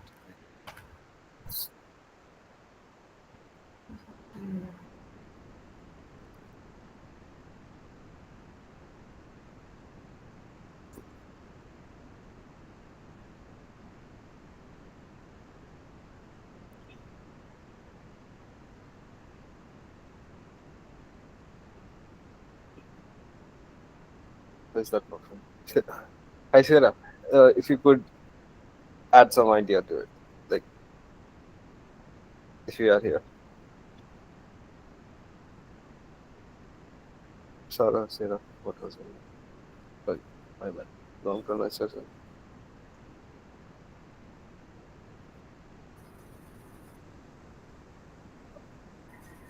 Is it that we are not making use of IDs? So, No, ID is auto-generated. Again, guys. no, I mean, okay, so it's not about the app that why. Okay, let's see. It's not about app.py as of now. Consider this two files. Model.py and this HTML page.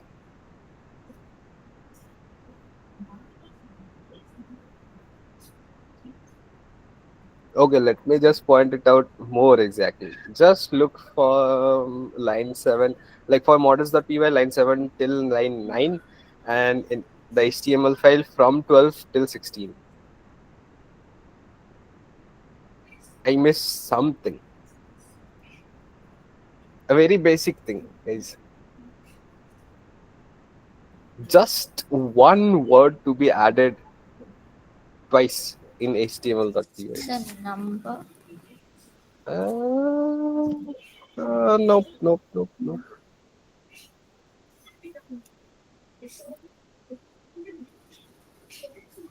Let me give you more. It's one word could be like a hint could be constraint.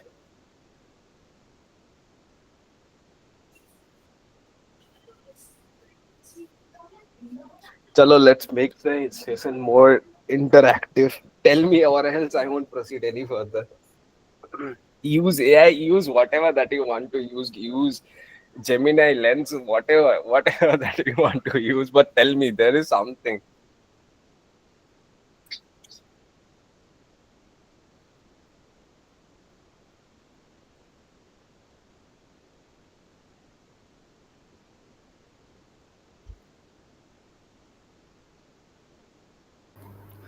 Sir, can we add name equal to label for? Nope, nope, nope, nope. No. No. Okay, chalo, let me give you more simpler example. Just look within the input tags. I missed something within the input tags, Should it but be it's required? relatable. Yes. Because I have set nullable to be false because it cannot be null. Yes, right. What's that? Panthaji. Yeah, it was me. Chalo. Nice, Siddharth. Nice. Guys क्या कर रहे हो guys ऐसे डराओगे तो मुश्किल है भाई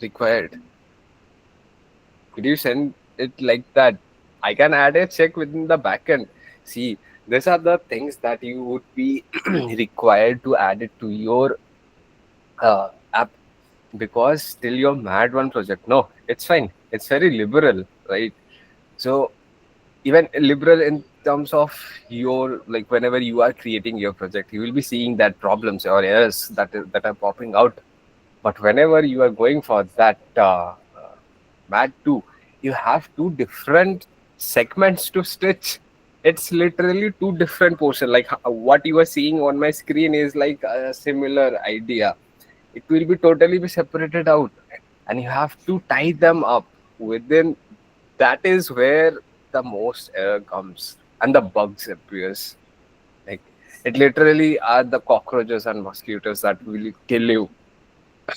It won't literally kill you. Again, it's recorded. I shouldn't use that term, but it would like waste you. Like it would like fry you up.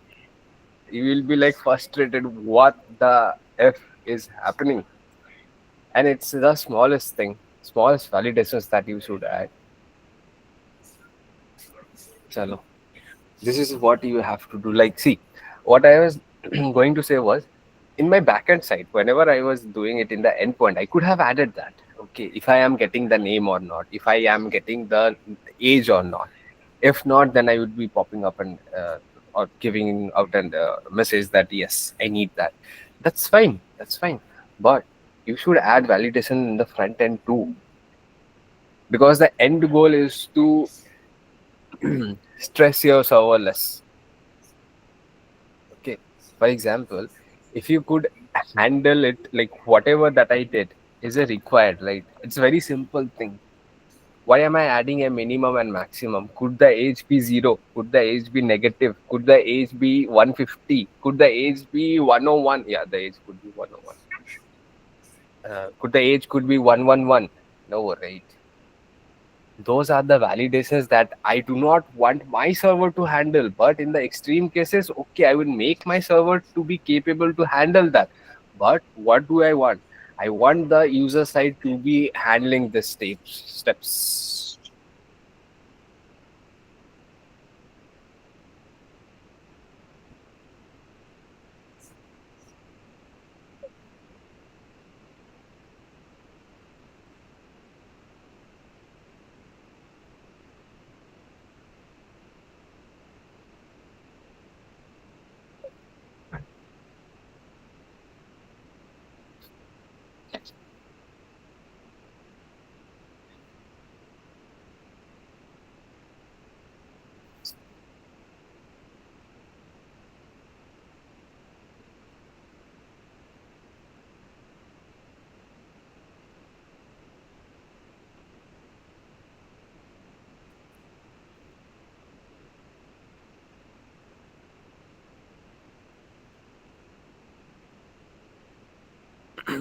Okay.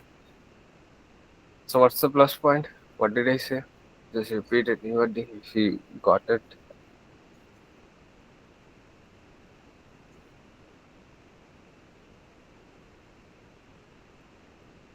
अरे बोलो बोलो, हाथ नहीं हिलाओ, बोलो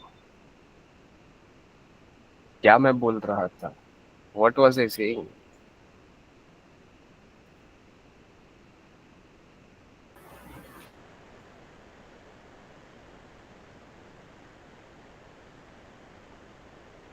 आकाश हो यार, तुम लोग को अभी भी नींद आ रहा है?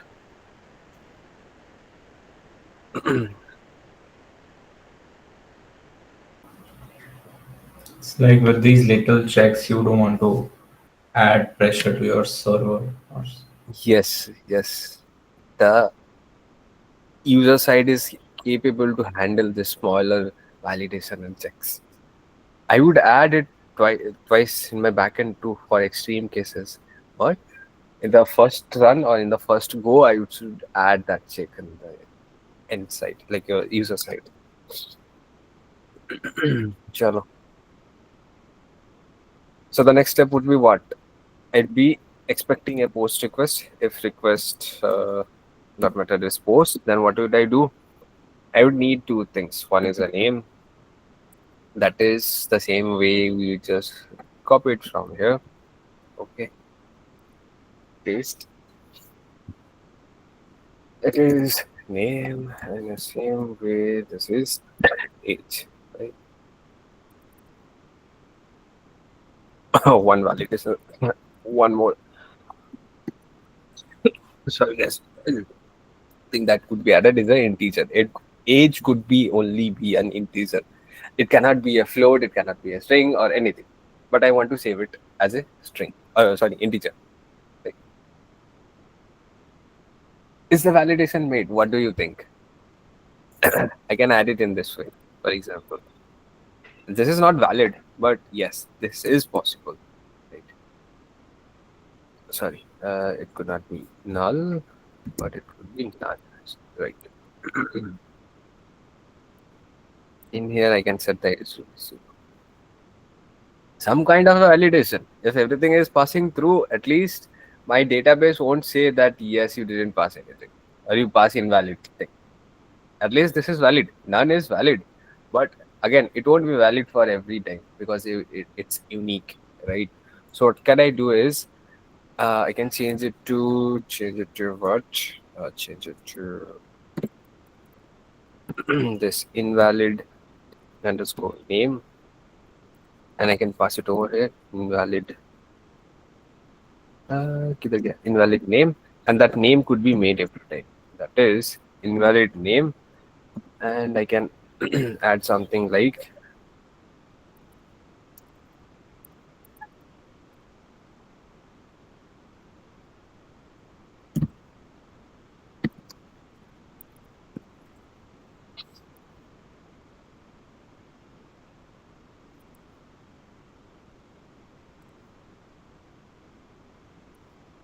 okay, something like this.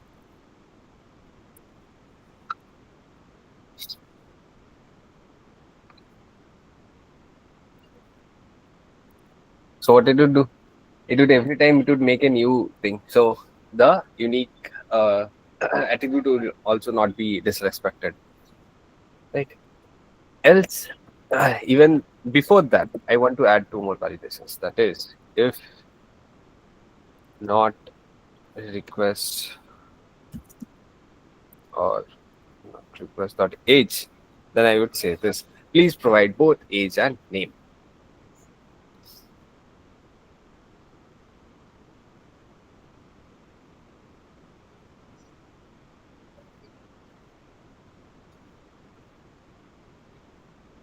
Let's see if that is.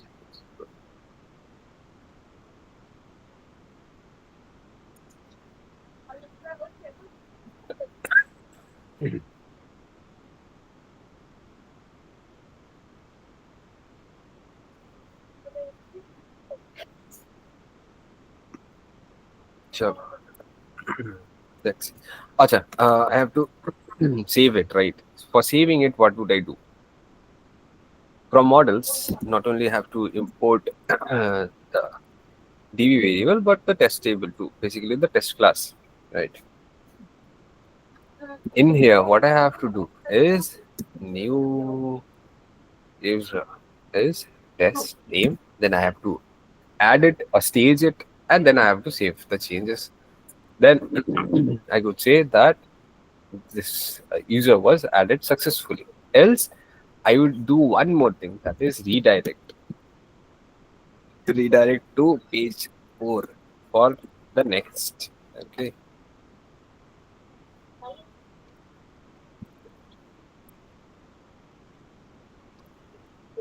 Right. And there is one more thing. I do not have to write that. I can write URL for.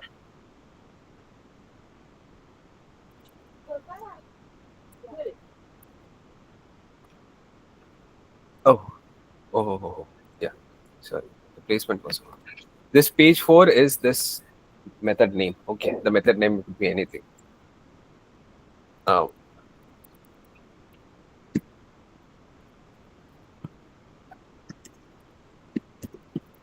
Something. Okay. If you could spell it out. Okay. So finally, it would search for like URL for will do what? URL for will find an URL for that specific Python method, and you will be redirected to there. Right. Now let's see. Let me just change my screen again.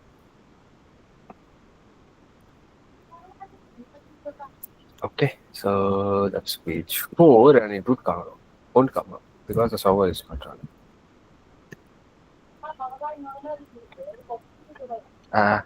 Sorry. Right. Page 4, where's page 4? Where's page 4? Okay, I can see page 4. This is the content of the page. Okay, let me start with my name. Why not? And my age be what? What's my real age? 45. Submit. Method is not allowed. Okay, why is that method? It is not allowed. That is because I didn't allow it over here. I have to define it, right? So methods is get and post. Okay, restart my server. And if I try it again, set the age 45, submit. Okay, something happened, right? Something happened. I got redirected again. So what do you think is happened? If I go back to the database and if I refresh, you can see that yes, I got the entry, right? Nice. Let me add some other name too. Okay, I got redirected again. Let's see if I refresh it. Oh, nice. It's showing up. That's nice. That's nice. Okay. Chalo, that's good. But what if I had the same name but with a different age? Submit. Unique constraint field. Why did it pass through? Okay. I didn't add that check. I added a check for if name is not been provided. Okay. Added two check if name is not been provided. But I didn't add a check for a unique name. How can I do it? That is over here. Okay. Yeah, go ahead. Sir, you don't need to check that, sir. Database will check it and you just have to handle the error, isn't it? Do I want an error to be shown up? What do you think? No, I don't know. You have to catch the error and say that is not unique. That's all. How will I do it? That code I forgot. Chalo, koi baat nahi. One thing that could be done over here, that is, after I got the name over here, next step, what will I do? Okay, let me segment it down. So it would be easier to visualize. That's a get request, that's a post request, that's the name wala thing, and this is saving it. Okay. And here's the validation. That is, what would I do? If test.query.filter by name already exists, please choose a different name. This is what I want to see. Okay, let's see. I have to restart the server, I guess. Yeah. Same name, different age, and it says name already exists, please choose a different name. That's been done. In that models that PY, are you doing that unique thing? That's why this error is coming. Yeah. Of course. I kept the name to be unique. Yeah. So if I remove name that, to be unique and not. Yeah. So there can be duplicates, right? If I remove. Yeah. If I remove unique, then there could be duplicates. Yep. But will this be a duplicate? What do you think? Will I be getting an error? Tell me, let's place a bet. Database case sensitive. Yeah.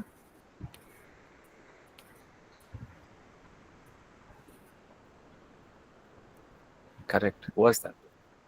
Who were the two person? Chalo. Panta.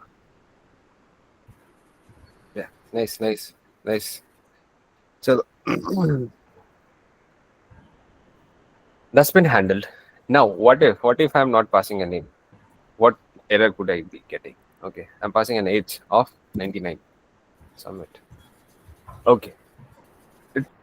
At the first hand, it stopped me. Okay, that the name cannot be unique. Name cannot be null. Okay, but let's find a pass through. Okay. For example, I can use Postman over here. Postman can do the same thing for me. How will you ask me? That is, what is this form doing? Form is basically having this two input fields and changing it to changing the method to be post and sending it back to this endpoint, right? The same thing can be achieved by Postman, if you ask me. See, so where do I want to send a request is localhost 5000. Again, I do not have to specify localhost 5000 over here because whenever the page was getting rendered, it was been rendered within that server, within the same server, right? And I'm sending the request to the same server. So it doesn't need it that. But over here, I need to specify that. So 5,000, page 4. And what would I do? I will change this get to post. Okay. Why am I showing this? That is because you would be using Postman. Like, it would be the best buddy of yours in VS Code. So you will be using it very thoroughly, I would say. Yeah. I'm out of words. Sorry. So that is what you have to do is I have defined the endpoint. I have changed the method. Next step would be the input fields, right? So what do you have to do? See, the name is name for this one name, and the name for age is age. Okay. So the key would be name, and the other key would be age. Okay.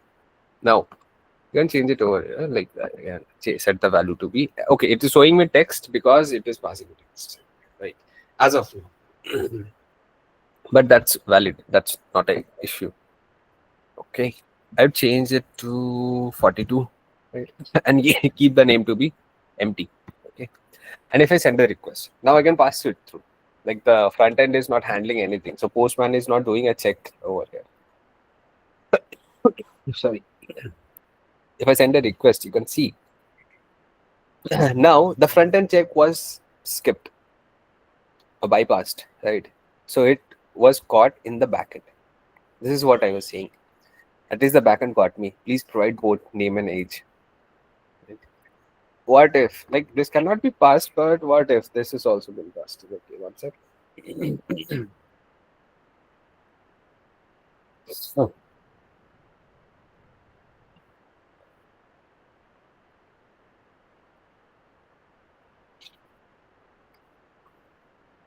For example, somehow this has also been passed. As of now, I'm not going deeper into that, but I just have passed it by myself. Okay. Now, what would happen if was restarted? Yes, fine. Now, if I send a request, okay, it responded that it responded with something. That is, if you preview it, you will be seeing this page. That is because it got redirected. Okay. If you check the history from here, okay, nope. We used to see the history from here. Where was that? Okay, chalo. In here, you can see the post request was completed. 302 is redirection. Okay. 302 is the code HTTP code for redirect, right? And finally, I was redirected to the get request for page 4, right? And it was completed successfully. So everything got done successfully. If I open up the database, you can see that I got something, but it's empty.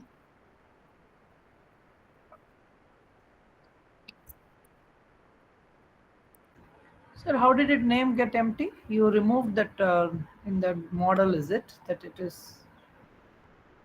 Nope, nope. No, that should, I mean, then database should give you an error, right? If it is unique and not nullable. No, it's not that null. It is giving me an empty thing. It's Okay, next different. time you pass it, database will give you an error. Yeah, nullable was passed because it is First not time. null. Yeah, it is No, not no, that correct. it Next is time not you null. do the It's a same different input, character. it will Yeah. give error. Yeah, I got it. Yeah.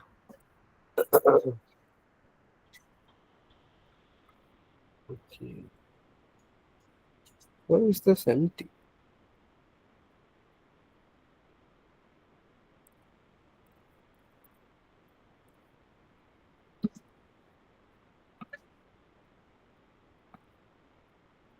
Ah, now it is working fine. Okay, I'm checking something else. Sorry.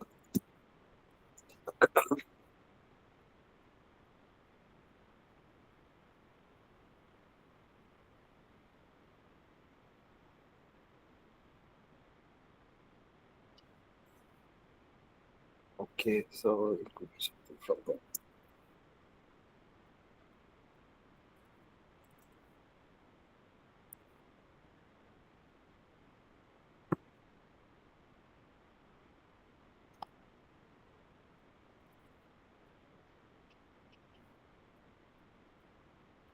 Okay, something happened now.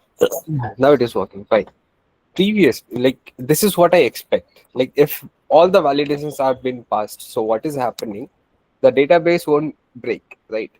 That is because I have added something that is invalid name, and I am making it unique every time by using the date and time. The date and time will always be unique. Okay, it cannot be a situation where it's same. There could be a situation. I said it twice. Still, like it cannot be done before 1 second manually.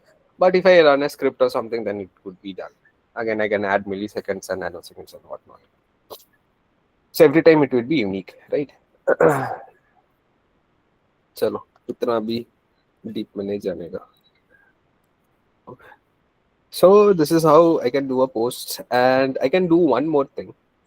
That is, I can print. I can query the database, right? So what would I do is all users, again a variable test.query.all. If all user equals to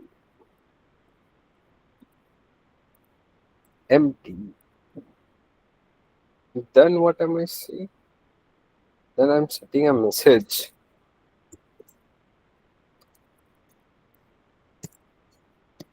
No users found, please add a user. Okay. In here, I will just pass it in this way, all users, and the message too.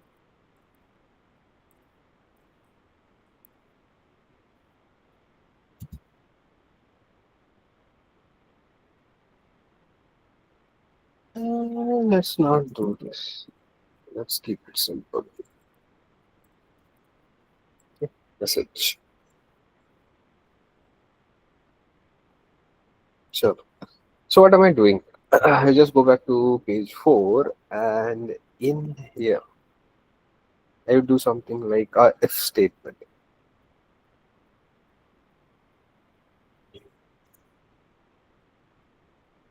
Right?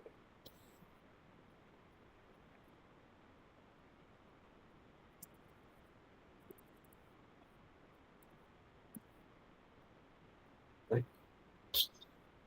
If there are users, then I will be printing that. If not, I will be printing a message. Let's see. किधर गया? Okay, I'm casting the whole screen, right? Yeah. So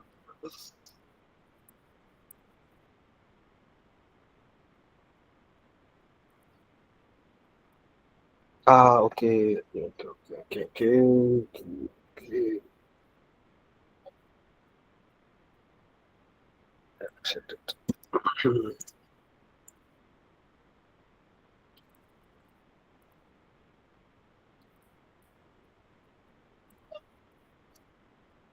Chalo. So these are the users, right? What if I don't have the users? How can I make it?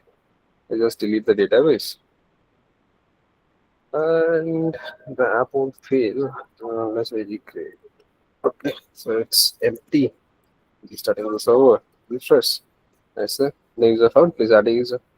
If I want to add a user, what can I do?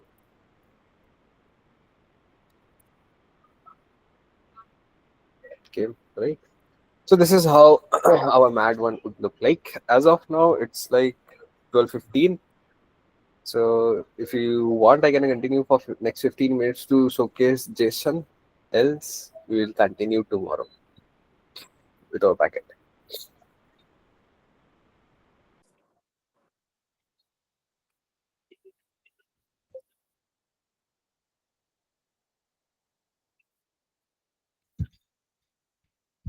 Very less people joined today. Only 10.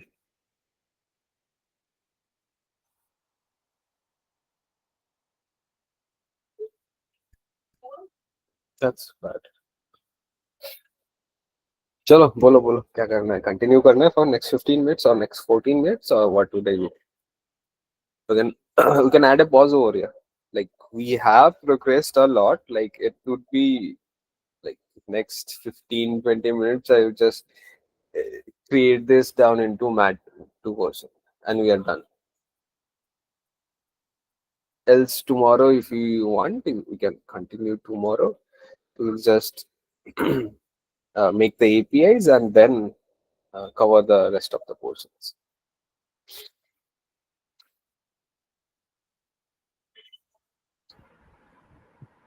Sir, we'll do today itself, sir. Finish it. 15 minutes only, no, sir.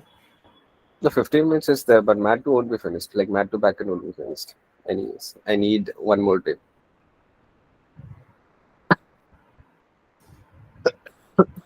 Sorry.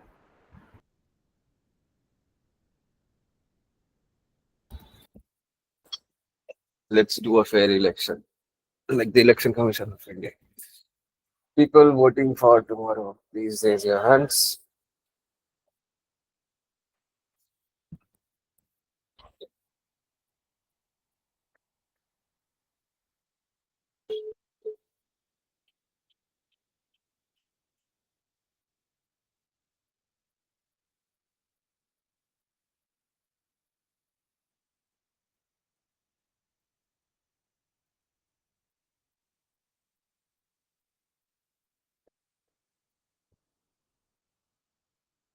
Chalo, it's time. What to do?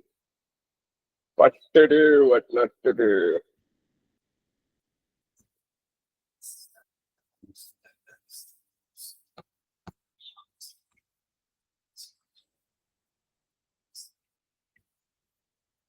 I said, "Oh, let's do it tomorrow." Sorry, brother. What's that?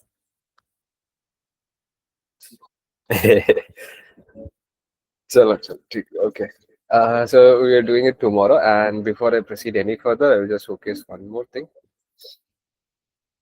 That is, how can I post it to the GitHub repository? Okay, it's very easy, very easy. Like it's like we have a say, like we have what do we say for that? Like we have a phrase for that in Bengali. It's like "dudh bath." Very easy. Just come down to source control, right? Considering you have initialized your GitHub account with your VS Code. If not, still it would be very intuitive. You just need to add those and you are done, right? So what I have to do, you can see publish GitHub. Okay, come to the symbol source control, or just press Control Shift G, and in here, just press publish to GitHub. Okay, next step would be whatever repository name that you want to give, be it anything in the world. But the next step would be you should be careful about that. Your repositories should be private. Mine, I'm keeping it as public. Do not keep your repository to be public, not at all, else it would be a disaster. Okay, you can just click private and you'll be getting the next step would be similar. Okay, so I'm keeping it as public, keeping the same name, and it is asking what all files do I need to send. Okay, now here's the thing. I would add a stop. Okay, I would cancel it. I just pressed escape, right? Now, what all thing do you or you should upload to a GitHub repository? That is, see, add one more file. Name it as dot git ignore. Okay, literally dot git ignore. That is what you like. What, however you spell it, you just spell it. Git ignore. Okay, create a file. Okay, either you can use AI to get a sample template for this git ignore. Else, what can you do is like me, whatever that I needed to upload. Okay, first thing, like whatever that you want to skip, you do not want to add it to your GitHub repository, that you have to add over here. Okay, you should not add your virtual environment .venv. Okay, I won't be adding the PyCast. Okay, CSC PyCast. Right. Next step would be I shouldn't add the instance directory over there. Okay. Or for that time being, if I add a star and .pyc is like whatever files that go with the extension as .pyc or pyo or pyd or .sqlite3 or .db or .log, and that goes on. Okay, it shouldn't be added. to the GitHub repository. You save this git ignore, and we are done. Close this git ignore. Go back to source control, publish to GitHub, and I'm keeping it as public repository, and it's done. Let's see. Did it work? Yeah, it did work. So what all are passed? App.py was passed, db init was passed, models.py was passed, requirements.txt was passed, and all the HTML files. This is what we have in our data, in our repository, right? Where can I find the link? किधर है link किधर है? Okay, I can give you the link from there by myself. The link could be something like github.com.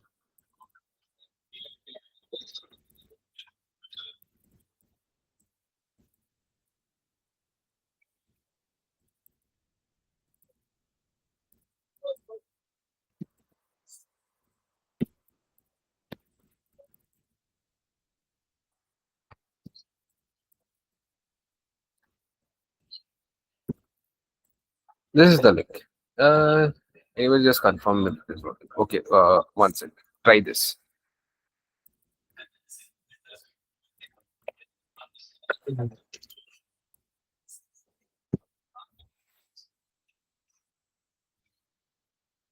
Yeah, this is working, right?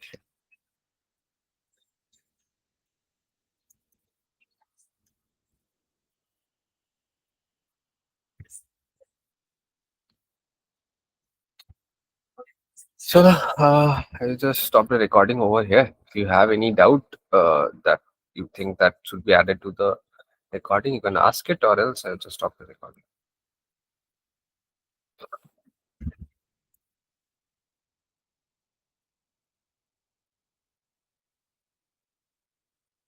Are you raising the hand to ask? Else... Okay. Sure. So just stop the recording.